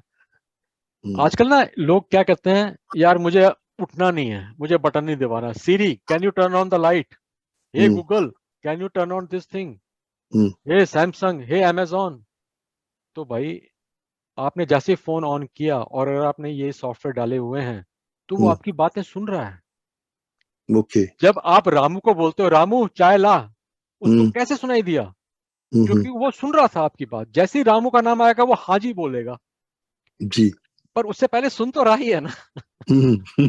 ओके, है ना? तो ऐसे ऐप जो आप अपनी कन्वीनियंस के लिए डालते हैं या जिससे आप अपनी इंफॉर्मेशन कहते हैं भैया आ मुझे लूट ले, तो वो तो लूटेगा ही। ओके। क्योंकि जिस आपने तरह ओपन दे दिया। ए भाई मैं अभी मैं आपको फोन सुनाऊं, ये फोन आया मेरे पास। हाँ जी, जिवें सीरीज दे हैगा सीरी फोन एस फोन ना ते कर दे, है ना? ठीक है नहीं? Oh, sorry. Let me give you to. Can I call you back later, or can you call back later? Thank you. Bye. ये तो जनरल कॉल थी यार। मुझे लगा किसी का फेक कॉल आया। हाँ जी। एनीवेज, तो मैं क्या कह रहा था? हाँ, जो ऐप होते हैं ना, आपने जी। लोकेशन शेयरिंग की हुई है या आपने वॉइस के लिए एनेबल किया हुआ है, तो भैया वो तो चोरी हो रहा है, वो तो जा रहा है। उठो, स्विच बंद करके आओ और जो काम करना है खुद करो। एक बात का ध्यान रखना हमेशा, कन्वीनियंस स्टोर पे चीजें महंगी होती हैं एज कंपेयर टू कॉस्को या जो भी दूर के स्टोर होते हैं। जो घर के पास का कन्वीनियंस स्टोर है उस पे वही कोक की बोतल या वही ब्रेड या वही दूध कुछ पैसे महंगा होगा। तो कन्वीनियंस कॉस्ट मनी, कन्वीनियंस के पैसे लगते हैं। तो जो भी हम कन्वीनियंस का काम कर रहे हैं सोच के यार सब करते हैं। एक ना हमारे यहाँ एक बहुत बड़ी साउथ एशियन में बहुत बड़ी बीमारी है, वो कुछ नहीं होता यार, सब चलता है, सब करते हैं, मैंने कर लिया तू भी तो कर सकता है। ये बहुत बड़ी बीमारी है, कुछ नहीं होता, सब हो जाता है, जुगाड़ कर लेंगे, हो जाएगा जी। भाई उन चीजों से निकलो, ठीक है ना जी? जी। अब ऐसी कोई भी इंफॉर्मेशन जिस पे आपका passport number, credit card number, bank account detail, नाम, इंश्योरेंस नंबर, उन सबको श्रेड करो। श्रेडर खरीदो, कॉस्को से खरीदो, होम डिपो से खरीदो, स्टेपल से खरीदो, कहीं से खरीदो। ये श्रेडर खरीदो, $50 से लेकर के $150-200 तक के आते हैं, और सबको श्रेड करो। और श्रेड करने के बाद आपको वो कागज कहाँ फेंकने हैं ये डिपेंड करता है आप किस म्यूनिसिपैलिटी में हो। जहाँ पे मैं रहता हूँ वहां पे ये ग्रीन बिन में जाते हैं, कहीं पे ये ब्लू बिन में जाते हैं, कहीं पे ये ब्लैक बिन में जाते हैं, तो आप पता कर लो, उसमें डाल दो। यूज स्ट्रॉन्ग पासवर्ड, ये बहुत इंपॉर्टेंट है। जनरली लोग क्या करते हैं, ओ यार मेरे मतलब कि बच्चे का नाम मोनू है तो मोनू, और जिस साल वो पैदा हुआ था उसके आगे का उसका नाम मोनू 1980, जैसे मोनू अगर 1980 में पैदा हुआ है, जनरली लोग ऐसे पासवर्ड रखते हैं। वो सबको पता है मोनू उसका बेटा है, उसका जन्म 1980 में या 82 में हुआ, उसने उसका पासवर्ड का क्रैक करा, हो गया। ऐसे पासवर्ड नहीं रखने चाहिए जो आपकी लाइफ से या आपकी फैमिली से रिलेटेड है। ऐसा पासवर्ड होना चाहिए जो डिफिकल्ट टू अंडरस्टैंड, जिसका डिक्शनरी में मतलब ही ना हो, ठीक है ना? और उसके बाद 2 फैक्टर ऑथेंटिकेशन का होना बहुत जरूरी है। पासवर्ड में आपका capital letter, small caps, number 1 2 3 4 या स्पेशल कैरेक्टर से $साइन और परसेंटेज साइन, वो होने जरूरी है। जितना लंबा पासवर्ड होगा उतना स्ट्रांग होगा। टू फैक्टर ऑथेंटिकेशन एक ऐसी चीज है जिसको समझना बहुत जरूरी है। अगर आप इसको समझ लेते हैं और इसको इम्प्लीमेंट कर लेते हैं तो चांसेस हैं कि आपका कोई अकाउंट हैक नहीं होगा। क्योंकि जब भी कहीं पे आप लॉग इन करते हो, आपके पास या तो टेक्स्ट मैसेज आता है जिसपे पिन लिखा होता है, या आपके पास कोई ऑथेंटिकेटर होता है, जैसे माइक्रोसॉफ्ट ऑथेंटिकेटर या गूगल ऑथेंटिकेटर। उसमें आपके पास नंबर होते हैं, आपको वो नंबर लिखने होते हैं। जब तक आप वो नहीं करोगे तब तक आप लॉग इन कर ही नहीं पाओगे। हम लोग ये क्यों नहीं करते हैं? और यार एक काम और बढ़ा लो, वैसी जिंदगी में कम काम है ना। हम आलस कर जाते हैं, हम कन्वीनियंस पे चले जाते हैं। जो भी ईमेल आती हैं फालतू की, उनको आप अनसब्सक्राइब कर लो। हम गए किसी स्टोर पे, जैसे मैं मान लो गया ओल्ड नेवी पे, ओल्ड नेवी ने कहा आप ईमेल सब्सक्राइब कर लो, आपको $5 का कूपन मिल जाएगा, उसको आप यूज कर लेना। उसको मैंने सब्सक्राइब कर लिया। अब वहां से ईमेल हर रोज दिन में 4 ईमेल आ रही है। अच्छा, कई बार तो ओल्ड नेवी से तो आ ही रही हैं, ओल्ड नेवी जैसी लगती हुई वेबसाइट से भी आ रही हैं। हमें कैसे पता चले ये किसका है किसका नहीं है? तो जब काम खत्म हो जाए तो ऐप को डिलीट कर दो, ईमेल को अनसब्सक्राइब कर दो। जब जरूरत दोबारा पड़ेगी तो दोबारा कर लेंगे। ऐसे कितने ऐप होते हैं आप डाउनलोड करके रखते हो अपने फोन पे, उसकी जरूरत खत्म हो जाती है, वो पड़ा हुआ वहां पे, पता नहीं क्या कर रहा है। जब जरूरत नहीं है तो हटा दो। भाई आपके घर में गेस्ट आते हैं, आपने डिनर पे बुलाया, उसने खाना खाया, वो आपके घर पे रहता थोड़ी है। उसने खाना खाया, मिले जुले, नमस्ते बाय बाय, वो चला गया अपने घर पे, आपके घर पे थोड़ी रह रहा है। जब आपके दोस्त आपके घर पे नहीं रह रहे तो अननोन ऐप आपके फोन पे क्या कर रहे हैं, उनको अनइंस्टॉल करो। बहुत से लोग हैं जो अपनी फाइनेंशियल स्टेटमेंट्स को नहीं चेक करते हैं। क्रेडिट कार्ड रिपोर्ट जो क्रेडिट कार्ड स्टेटमेंट जो आती है वो, खैर मैं तो डेबिट कार्ड यूज ही नहीं करता। और जो मेरा जो एप्पल वॉलेट है उसमें सारी लिस्ट आती है, मैंने कहाँ कहाँ पे क्या क्या कितने रुपए में खरीदा। जो क्रेडिट कार्ड जिनके पास स्टेटमेंट आती है उनको चेक करना चाहिए, कोई अननोन एंट्री तो नहीं है। एक ये बड़ी बीमारी है, आजकल लोग जो है ना मेल बॉक्स से ही चुरा लेते हैं लेटर। आपके पास क्रेडिट कार्ड की स्टेटमेंट आई, ड्राइविंग लाइसेंस आया, यार मैंने ड्राइविंग लाइसेंस रिन्यू किया था, 1 महीना हो गया आया ही नहीं। आपने सोचा चलो कल आ जाएगा परसों आ जाएगा, उतनी देर में आपके पास कोई लोन का पेपर आ गया, पता चला जी कि आपके मेल बॉक्स से ड्राइविंग लाइसेंस ही चोरी हो गया था। अभी हमारे यहाँ कनाडा में तो क्या है, कम्युनिटी मेल बॉक्स है जिसकी आपके पास चाबी होती है, आप जाते हो, ताला खोलते हो, लेटर निकालते हो। ऐसे कितनी जगह है जहां पे घर पे बॉक्स में मेल डाल जाता है, आप घर में थे ही नहीं, वो मेल डाल गया, पीछे से चोर आया वो निकाल के ले गया। जब मेल बॉक्स इंप्लीमेंट किए गए, community mail box Canada post ने, तो लोगों ने बहुत शोर मचाया, अब मुझे चलना पड़ेगा, 2 मिनट चलना पड़ेगा, मेरे घर में बुजुर्ग हैं, ये हैं वो हैं। कोई समझ में आता है, सारी कहानियां समझ में आती हैं, पर ये भी तो समझो कि वो सिक्योर है, उसकी चाबी आपके पास है या पोस्टमैन के पास है। आपके घर में जो लेटर आया कम से कम वो चोरी तो नहीं होगा।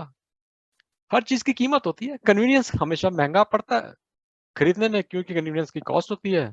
और जहाँ पे आप बचाते हो उसके लिए मेहनत लगती है, क्योंकि आपको ड्राइव करके जाना पड़ता है, आपको चल के जाना पड़ता है। तो वही आपको बैलेंस बना के चलना है अपनी लाइफ में, जैसा भी आपको ठीक लगे वैसे करें। सबसे बढ़िया तरीका क्या है? गो पेपरलेस। आपके पास कम से कम मेल आनी चाहिए, सारी चीजें ईमेल पे आनी चाहिए। और ईमेल कैसे बनानी है उसके बारे में भी एक सेशन कर सकते हैं हम, कि हमें किस तरह से ईमेल बनानी चाहिए और कितनी ईमेल बनानी चाहिए और कितने लोगों को कौन सी ईमेल देनी चाहिए। मेरे पास मोर देन 1 ईमेल्स हैं जिनका पर्पस डिफरेंट है, डिफरेंट ईमेल का डिफरेंट पर्पस है। एक पर्टिकुलर ग्रुप ऑफ पीपल के लिए एक ईमेल आईडी है जो दूसरों को नहीं पता, दूसरों के लिए एक आईडी है जो तीसरों को नहीं पता, तीसरों के लिए आईडी है जो पहले और दूसरों को नहीं पता। क्योंकि एक ईमेल आईडी अगर मेरी क्रैक हो गई या हैक हो गई तो मेरा पूरा सिस्टम डाउन हो जाएगा। भाई रिडंडेंसी चाहिए ना हमें, कि अगर एक ईमेल हैक हो गई तो कम से कम वो 5 चीजें तो अफेक्ट होंगी, बाकी चीजें तो बची रहेंगी। हम लोग क्या करते हैं, एक ही बास्केट में सारे अंडे रख देते हैं, वो बास्केट टूट गई, सारे अंडे टूट गए। उनको डिफरेंट डिफरेंट जगह पर रखनी होती है। जब हम ट्रैवल करने जाते हैं सारे पैसे एक अटैची में थोड़ी रखते हैं और हम उसको चेकिंग थोड़ी करते हैं।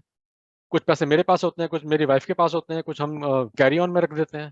भाई कहीं से चोरी होगा, दूसरे तो बचेंगे, वही लाइफ का असूल है।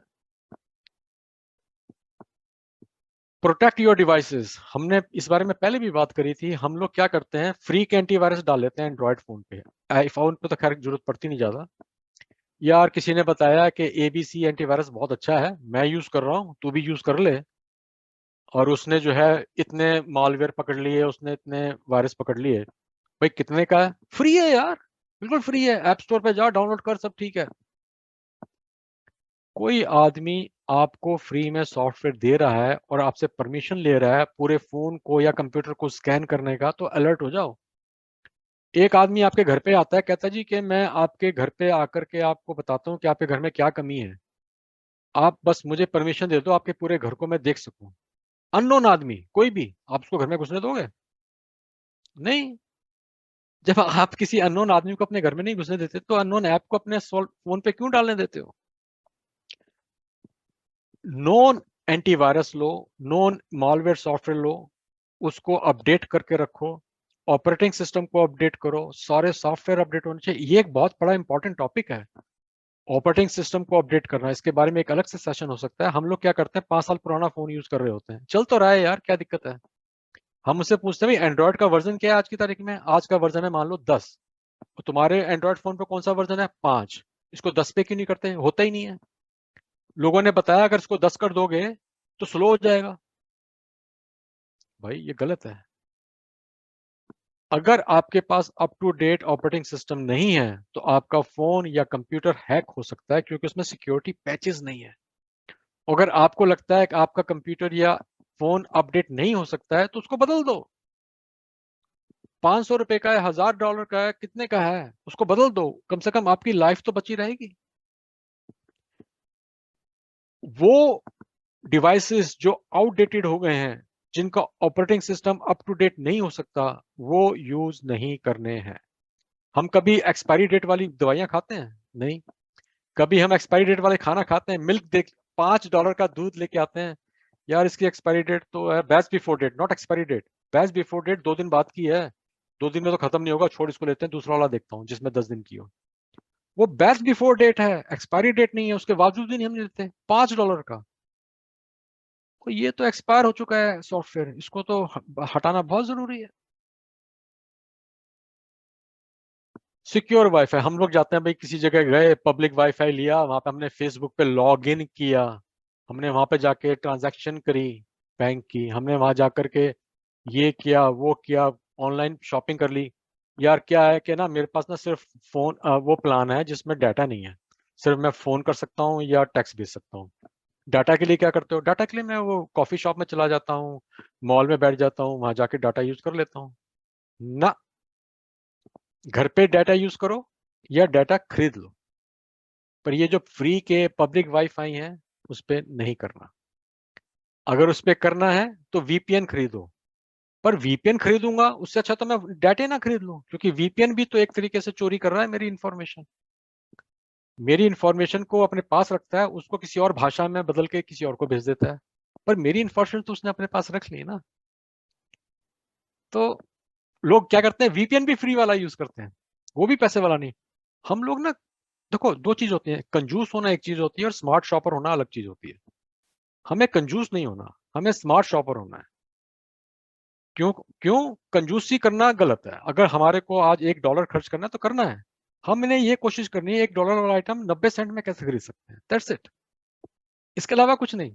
कॉस्को पे जाओ, एप्पल की सेल आती है, सैमसंग की सेल आती है, उस पर खरीद लो। जरूरी थोड़ी है कि एक जो रिटेल प्राइस है उस पर खरीदना है, जब भी सेल पे है तब खरीद लो।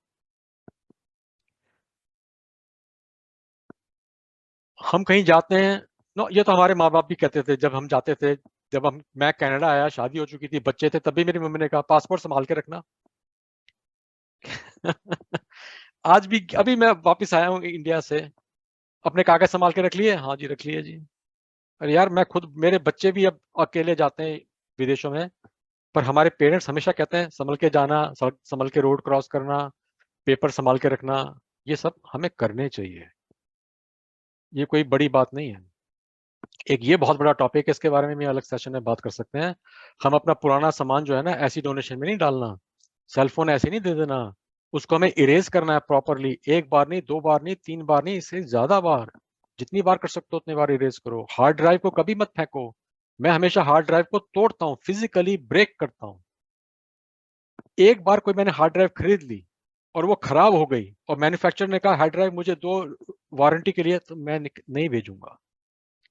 मैं उसका पैसा बर्बाद हो गया मान के चलूंगा, पर मेरी हार्ड ड्राइव किसी के पास जाएगी नहीं, मेरा SD कार्ड किसी के पास जाएगा नहीं, वो टूटेगा, भले ही मेरे उसमें कितने पैसे खराब हो जाए। क्यों? उसमें मेरी इंफॉर्मेशन है। हार्ड ड्राइव को मैं कभी दिखाऊंगा आपको, मैं ऑनलाइन आपके साथ बैठ करके हार्ड ड्राइव खोलूंगा आपके सामने लाइव पे, उसको कैसे तोड़ना है वो आपको दिखा दूंगा मैं किसी दिन। बहुत आसान है, कोई मुश्किल नहीं है। कुछ समझ में नहीं आता तो वो कुल्हाड़ी लो, उससे तोड़ दो और उसको अलग अलग पीसेस में फेंक दो।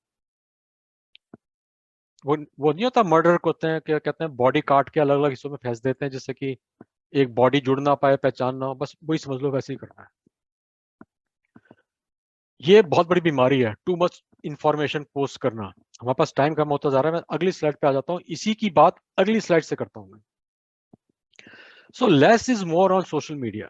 आपने कभी देखा है आपका फ्रेंड बोलता है bye bye Toronto, going to Delhi, going to this place, live information दे रहा है कि मैं टोरंटो से दिल्ली जा रहा हूँ। भाई चोर 100% है कि मैं 1 हफ्ते से पहले तो वापस आऊंगा नहीं, तेरे पास 1 हफ्ता है मेरा घर खाली करने के लिए। टू मच इंफॉर्मेशन, खासतौर से location sharing. Avoid sharing your exact location और travel plans in real time. आपने कहा कि मैं यूएस जा रहा था, और यूएस जाने से पहले फोन आता है जिसमें यह कहा जाता है कि यूएस जाओगे तो आप फंस जाओगे। उसको कैसे पता? क्योंकि आपकी इंफॉर्मेशन आपके घर से लीक हुई है, उस इंफॉर्मेशन को किसी और को पास ऑन कर दिया गया है या बेच दी गई है।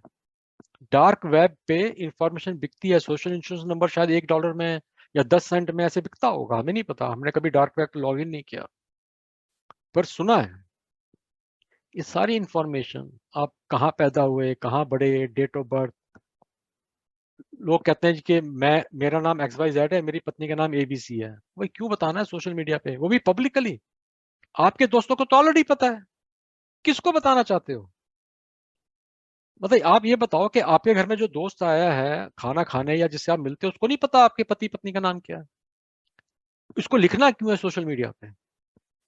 इस बात का ध्यान रखना है, एक भी बार जो चीज आपने सोशल मीडिया पे डाल दी वो इरेज नहीं होती है। आप उसको आप मिटा नहीं सकते। ये वो नहीं है कि मैंने स्लेट पे कुछ लिखा मिटा दिया, वो गई, जिंदगी भर के लिए गई। उसको आप रिड्यूस कर सकते हो, इरेज नहीं कर सकते। So remember that once information is posted online, it can be challenging to fully retract or erase. आजकल लोग तो पता नहीं क्या क्या डालने लगे हैं, फोटो वोटो में अपनी दुनिया भर की अलग अलग तरीके की फोटो डालने लगे हैं, कभी नहीं डालनी चाहिए। हाँ, इस चीज पे एक और बता दूं एक और बहुत अजीब सी कहानी है, लोग इससे डिसएग्री करेंगे मेरे से। मेरा 50th birthday, photo of my 50th birthday,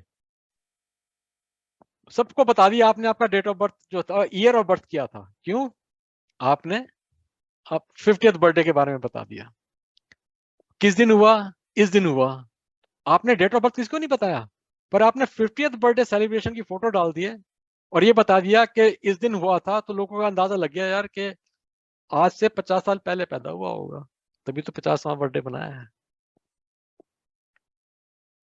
तो भाई मुझे लोगों को क्यों बताना है, मुझे ऑनलाइन क्यों पोस्ट करना है मेरा 50th बर्थडे गया, मुझे क्यों बताना है? औरतों को अपनी उम्र छुपानी होती है, पर सोशल मीडिया पे नहीं छुपानी होती, वहां पे सब बता देते हैं मैं मतलब किसी जेंडर की बुराई नहीं कर रहा, मैं एक एग्जांपल दे रहा हूँ, गलत मत समझना इसको। हमेशा क्या करना चाहिए, जैसे मैं बताता हूँ, लोग मुझसे पूछते हैं तो कितने साल का है, मैं कहता हूँ यार मैं 65 साल का हूँ। कहते लगता तो नहीं। मैं कहता हूँ हाँ बिल्कुल नहीं लगता। क्यों? क्योंकि मैं वर्कआउट करता हूँ, मैं अपनी बॉडी पे, अपनी सेहत पे ध्यान रखता हूँ। लोग कहते हैं यार ये बंदा कमाल का है, लगता तो 50-55 का है पर कह रहा है 65 साल का है, हो सकता है हो। हमें अपनी उम्र हमेशा ज्यादा बतानी चाहिए, उससे यंग दिखाई दूंगा तभी तो मैं अपने आप को बेच पाऊंगा। अगर आप, मैं बोलूं कि मैं तो 40 साल का हूँ, झूठ बोल रहा है यार, 50-55 का होगा, लगता ही नहीं 40 साल का, तो मेरी इज्जत तो खत्म हो गई। और जब मैं बोलता हूँ मैं 65 साल का हूँ, यार 65 साल का लगता तो नहीं है, बाल तो अभी भी काले हैं, हाँ थोड़ा गंजा हो गया है। भाई गंजा क्यों हो गया? भाई पैसे आ गए, पैसे वाले गंजे होते हैं। बातों को, चाणक्य नीति है, चाणक्य ने कहा है कि सारी बातें सच नहीं बतानी होती हर एक को, गोलमोल गोलमोल गोलमोल करके बताओ। तो चाणक्य नीति जो समझते हैं उनको समझ में आ जाएगा। मुझे क्यों बताना है मेरी डेट ऑफ बर्थ क्या है, मुझे क्यों बताना है मेरा प्लेस ऑफ बर्थ क्या है, मुझे क्यों बताना है मेरे माँ बाप कहाँ मिले, क्यों बताना है? हाँ, मेरे पेरेंट्स की शादी की फोटो दिल्ली में हुई थी, बॉम्बे में हुई थी, लखनऊ में हुई थी, इस दिन हुई थी, वो क्यों बतानी है सोशल मीडिया पे? मेरे जो जान पहचान के मेरे दोस्त हैं, मेरे घर वाले हैं, उनको ऑलरेडी पता है, नहीं पता तो मैं उनको वर्बली बता दूंगा, मुझे पोस्ट क्यों करना है? उस चीज से बचना चाहिए। तो fraud and scam, identity theft सबके साथ हो सकते हैं, मेरे साथ भी हो सकते हैं, आपके साथ भी हो सकते हैं, किसी के साथ भी हो सकते हैं, पर हमें उसको रोकने की जरूरत है, हमें उसको हम देखो, कार पे रस लगता है, जंग लगता है लोहे पे, सबको पता है, हम उसको ठीक तो नहीं कर सकते, पर हम उसको स्लो कर सकते हैं, उसको रिड्यूस कर सकते हैं। ये बीमारी है, ये रस जो है ना, फ्रॉड स्कैम आइडेंटिटी थेफ्ट, ये कैंसर की बीमारी है, हम उसको रिड्यूस कर सकते हैं, शायद हम इससे बच नहीं सकते।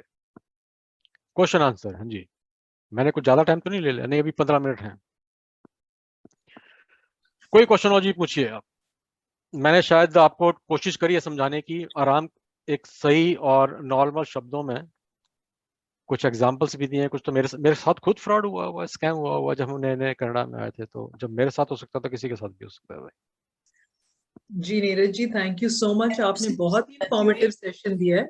सो कमला जी, आपका क्वेश्चन है? जी, मेरा क्वेश्चन है हाँ जी, कि मैं इंडिया का मेरा फोन है, हाँ हाँ, बहुत ही फोन भी आते रहते हैं स्कैम के, लिखा भी होता है सस्पेक्टेड स्कैम हाँ, एंड पोटेंशियल फ्रॉड, और फोन भी आते रहते हैं, मैसेजेस आते रहते हैं कि आपका वहाँ लोन पास हो गया, 5 लाख का पास हो गया, 3 लाख का पास हो गया, क्लिक करो और ले लो। ये तो डेली ही चलता रहता है। इसको कैसे सॉल्व करोगे आप? इसको मैं तो डिलीट कर देती हूँ उनको भी, मैसेजेस जो हैं, और फोन को तो मैं बंद ही आपके रखती पास, हूँ। आप फोन को ब्लॉक भी कर सकते हो, पर चक्कर ये है कि आपका जो एक बार ब्लॉक करते हो नंबर, और उसमें और भी आ जाते हैं, मैं आपको बताता हूँ, शायद मेरे को अभी दिखाई देता है। आपका नंबर है मान लो 4161234567, आपके पास नंबर आएगा 416123, उसके बाद के 4 नंबर कोई और होंगे, आपको लगेगा यार आपका एक्चुअल नंबर ये है, पर जनरली वो फ्रॉड होता है। मैं आप 1 मिनट में आपको कोशिश करता हूँ, अगर आपको मैं दिखा सकूं, नंबर ब्लॉक कर सकते हो आप, मेरे पास तो लिस्ट है ब्लॉक की।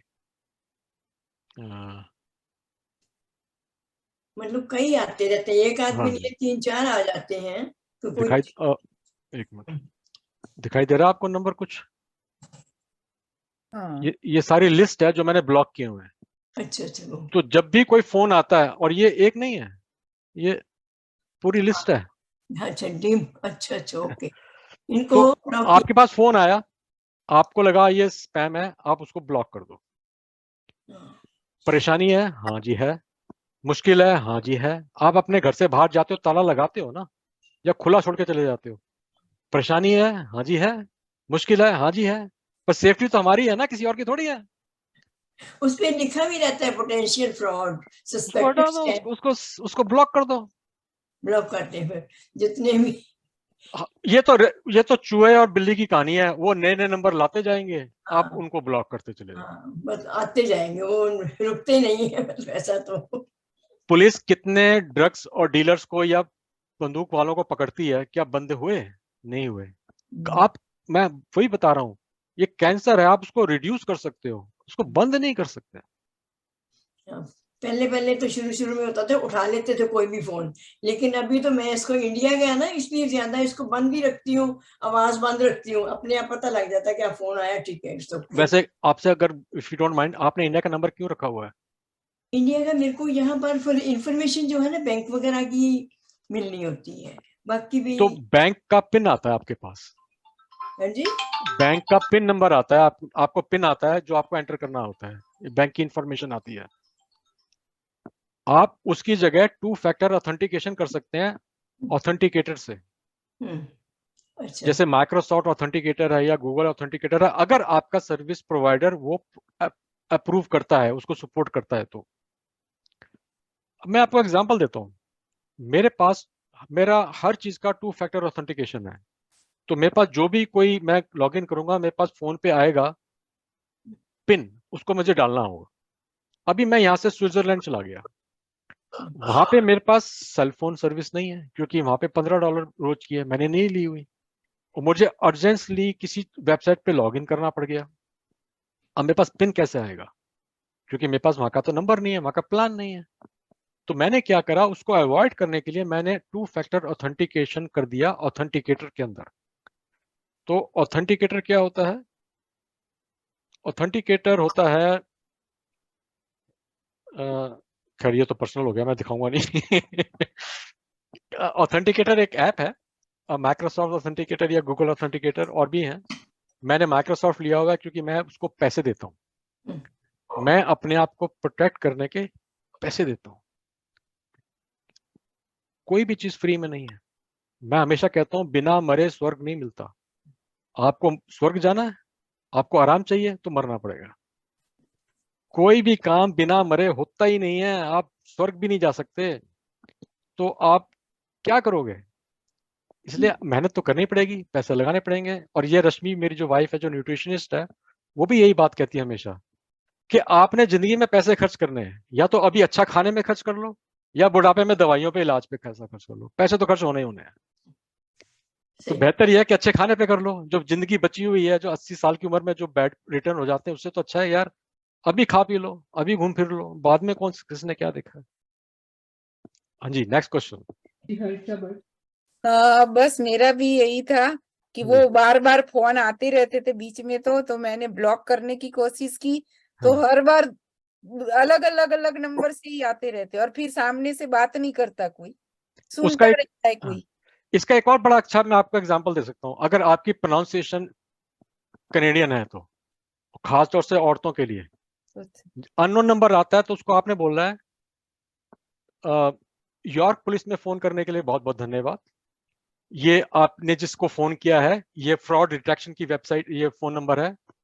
आप इंस्पेक्टर से मिलने के लिए 1 दबाएं, कांस्टेबल से मिलने के लिए 2 दबाएं, भाई वो अपने आप भाग जाएगा।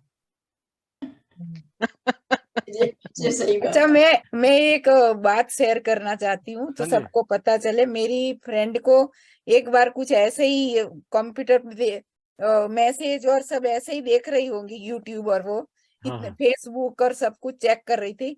इसमें कुछ ये कुछ जूम करके कुछ लिंक है, इसमें जो डेटिंग सर्विस होती है। डेटिंग तो बहुत पता नहीं था अब कैसे हो गया, पता ही नहीं। तो एकदम से इसका क्लिक हो गया, इसका फोटो क्लिक हो गया, तो लगे ऐसा क्या हुआ। थोड़ी देर में तो इसका इन लोगों ने पूरा स्क्रीन कर लिया कि इतनी एज की है, ये नाम है, इसका ईमेल एड्रेस, सब कुछ। तो दूसरे दिन से इसका तो ईमेल में लड़कों का डेटिंग का चालू हो गया। वो घबरा गई। अब ये आपसे मैं क्वेश्चन पूछूंगा, ये जो किया उन्होंने फोन पे कर रही थी या कंप्यूटर पे थी? कंप्यूटर पे थी। तो उन्होंने गलती से कोई चीज क्लिक कर दी। आपको पता है आपकी जो फोटो है, जो ग्लैमरस फोटो है, वो कहाँ यूज होती है? वो फेक प्रोफाइल बनाने के लिए यूज होती है, कि उनको ग्लैमरस फोटो चाहिए, उनको 6 पैक वाले लड़कों की और आदमियों की फोटो चाहिए। भाई फिजिक्स का लॉ है, opposite attract each other. North pole south pole की कहानी है, उसके बारे में फिर कभी डिस्कस करेंगे।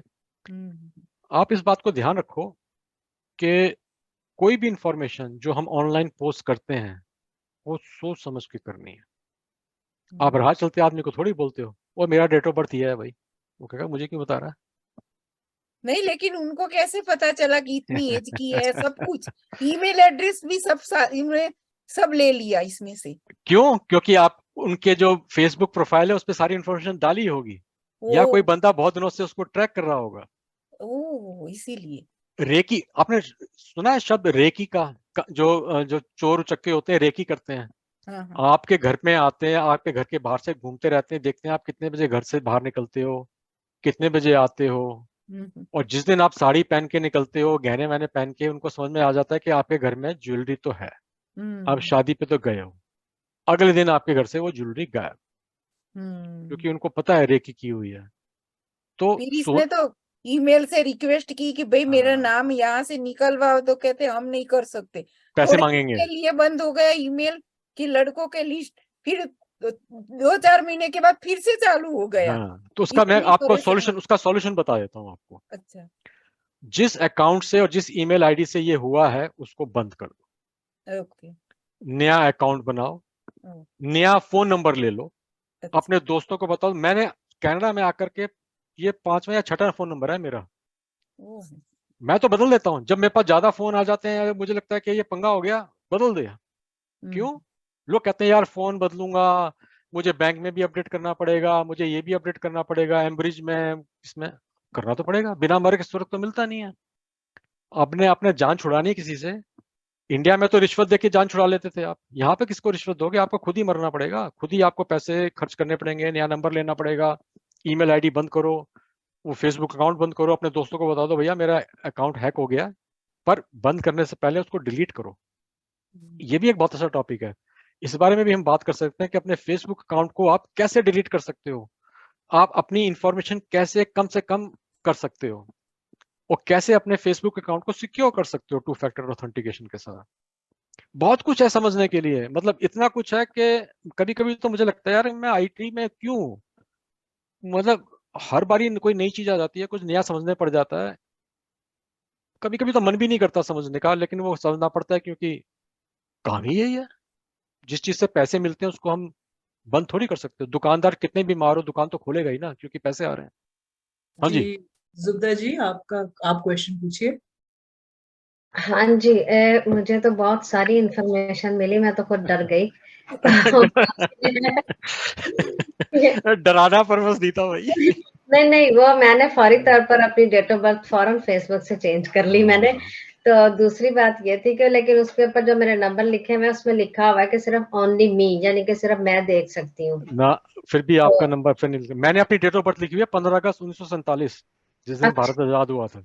अच्छा, वो कहता है यार इतना बूढ़ा आदमी, इसको मैं क्या फंसाऊंगी। वो अच्छा, दूसरी बात ये, जो पहले भी मुझे इस तरह के फोन आते रहे कि बीच पे के 3 डिजिट जो थे वो मेरे नंबर के थे। हाँ, हमेशा होता है। हाँ जी, तो वो फिर आहिस्ता आहिस्ता मैं जो भी नंबर आता था उसे ब्लॉक करती गई। चले जाओ। हाँ जी, अब एक फोन ये अब फिर आता है, वो उसके ऊपर लिखा हुआ है लाइकली फ्रॉड। लाइकली फ्रॉड आता है। हाँ जी, वो मैं जब भी आता है मैं नहीं उठाती, बल्कि मैं उसे ब्लॉक कर देती हूँ। वो हर दफा किसी और नंबर से आ जाए, लेकिन लिखा होता है likely fraud. Thank you for calling Royal Canadian Mounted Police. This is a fraud line. For Inspector press 1, for Sub-Inspector press 2. If you are paying some money और कुछ कहानी बना लो, उसकी प्रैक्टिस कर लो अपनी कैनेडियन आवाज में एक्सेंट के साथ। कोई फोन है उसको सुना दो।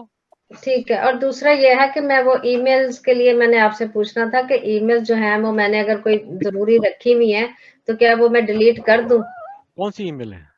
कोई इतनी खास नहीं है, बस ऐसे ही है। फ्रॉड की ईमेल या नॉर्मल ईमेल? नहीं, नॉर्मल ईमेल। वो तो फ्रॉड, फ्रॉड की वो तो रखो, कोई दिक्कत नहीं। फ्रॉड की तो पता लग जाता है, वो मैं नहीं खोलती। नहीं, जो हाँ, नॉर्मल ईमेल्स है वो रखो। नेफ्यू ने देखा था तो कहता आंटी इसको मत खोलना। तो बल्कि वो इवन के ये जो टेक्स्ट मैसेज है ना, टेक्स्ट मैसेज के ऊपर भी अगर वो जो मैसेज कोई आता है ना, फ्रॉड होता है ना, तो वो आता नहीं है, उसमें नहीं आता, अब लिखा आ जाता है ऊपर ही कि ये स्पैम है। आजकल एक और नई कहानी आनी शुरू हुई है, मेरे पास फोन आने लगे हैं, वो मैंड्रिन या कैंटोनीज में होते हैं, चाइनीज लैंग्वेज में।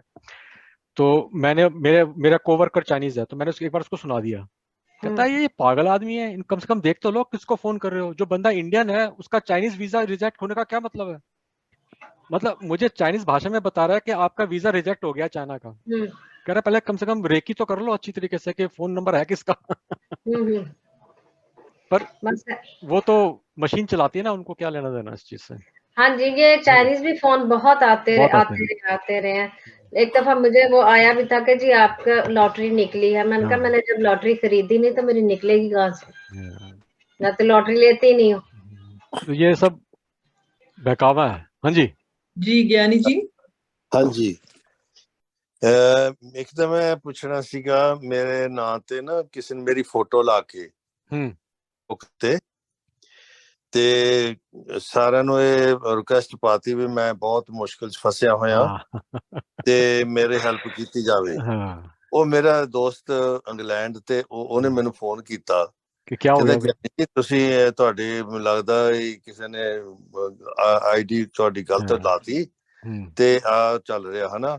ਫਿਰ ਉਸੇ ਵੇਲੇ ਮੈਂ ਕਿਹਾ ਮੈਨੂੰ ਭੇਜੋ ਤਾਂ ਸਹੀ ਬਣ ਹਨਾ, ਮੈਂ ਬਹੁਤ ਘੱਟ ਮੈਨੂੰ ਪਤਾ, ਤੇ ਉਹਨੇ ਮੈਨੂੰ ਭੇਜ ਦਿੱਤੀ ਉਹ। ਫਿਰ ਮੈਂ ਬੱਚਿਆਂ ਨੂੰ ਕਹਿ ਕੇ ਉਹ ਬੰਦ ਕਰਾਈ ਹਨਾ। हाँ जी ये अच्छा, कोई भी आप पोस्ट करो फेसबुक पे या सोशल मीडिया पे, कभी भी ना पब्लिकली नहीं करना। उसमें सेटिंग होती है फ्रेंड्स या फ्रेंड्स ओनली या फ्रेंड्स ऑफ फ्रेंड। ओके। तो कभी भी कोई भी पोस्ट जिसमें आपकी फोटो है वो पब्लिक नहीं होनी चाहिए। और फ्रेंड्स सोच समझ के बनाएं। मैं तो हमेशा कहता हूं कि जिस बंदे से आप मिले ही नहीं हो उसको सोशल मीडिया पे फ्रेंड क्यों बनाना है। मुझे पता ही नहीं वो बंदा जेन्युइन भी है कि नहीं है। मेरे एक चाचा जी हैं, उनके बेटे की बेटी है जिससे मैं कभी नहीं मिला, उसको तो मैंने बना लिया। क्यों? क्योंकि चाचा जी के बेटे से मैंने पूछा है कि भैया ये तुम्हारा ही अकाउंट है, तेरी बेटी है? वो कहता हाँ मेरी बेटी है। मैंने उसको बना लिया, भले मैं उससे मिला नहीं हूँ। आप ऐसे कंफर्म करें फोन करके, बात करके कि यार तू ही है ना, कोई और तो नहीं है।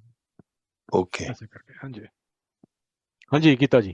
जी गीता जी, आपकी आवाज नहीं है, आवाज दे कहाँ है?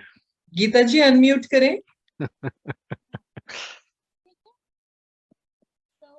आपकी आवाज बहुत स्लो आ रही है, बहुत कम आ रही है गीता जी। हाँ जी। मेरा जो है मेमोरी फुल आता है और मैं फोन यूज ही नहीं कर सकती। आपने, इसका मतलब है व्हाट्सएप की सेटिंग की हुई है जिसमें आपके सारे फोटो डाउनलोड हो जाते हैं गैलरी में। उसके लिए आप व्हाट्सएप की सेटिंग पे जाओ और उसमें एंड्रॉयड फोन है आपके पास? तो आप, मैं आपको आईफोन से देखके बता रहा हूँ, आप जाएं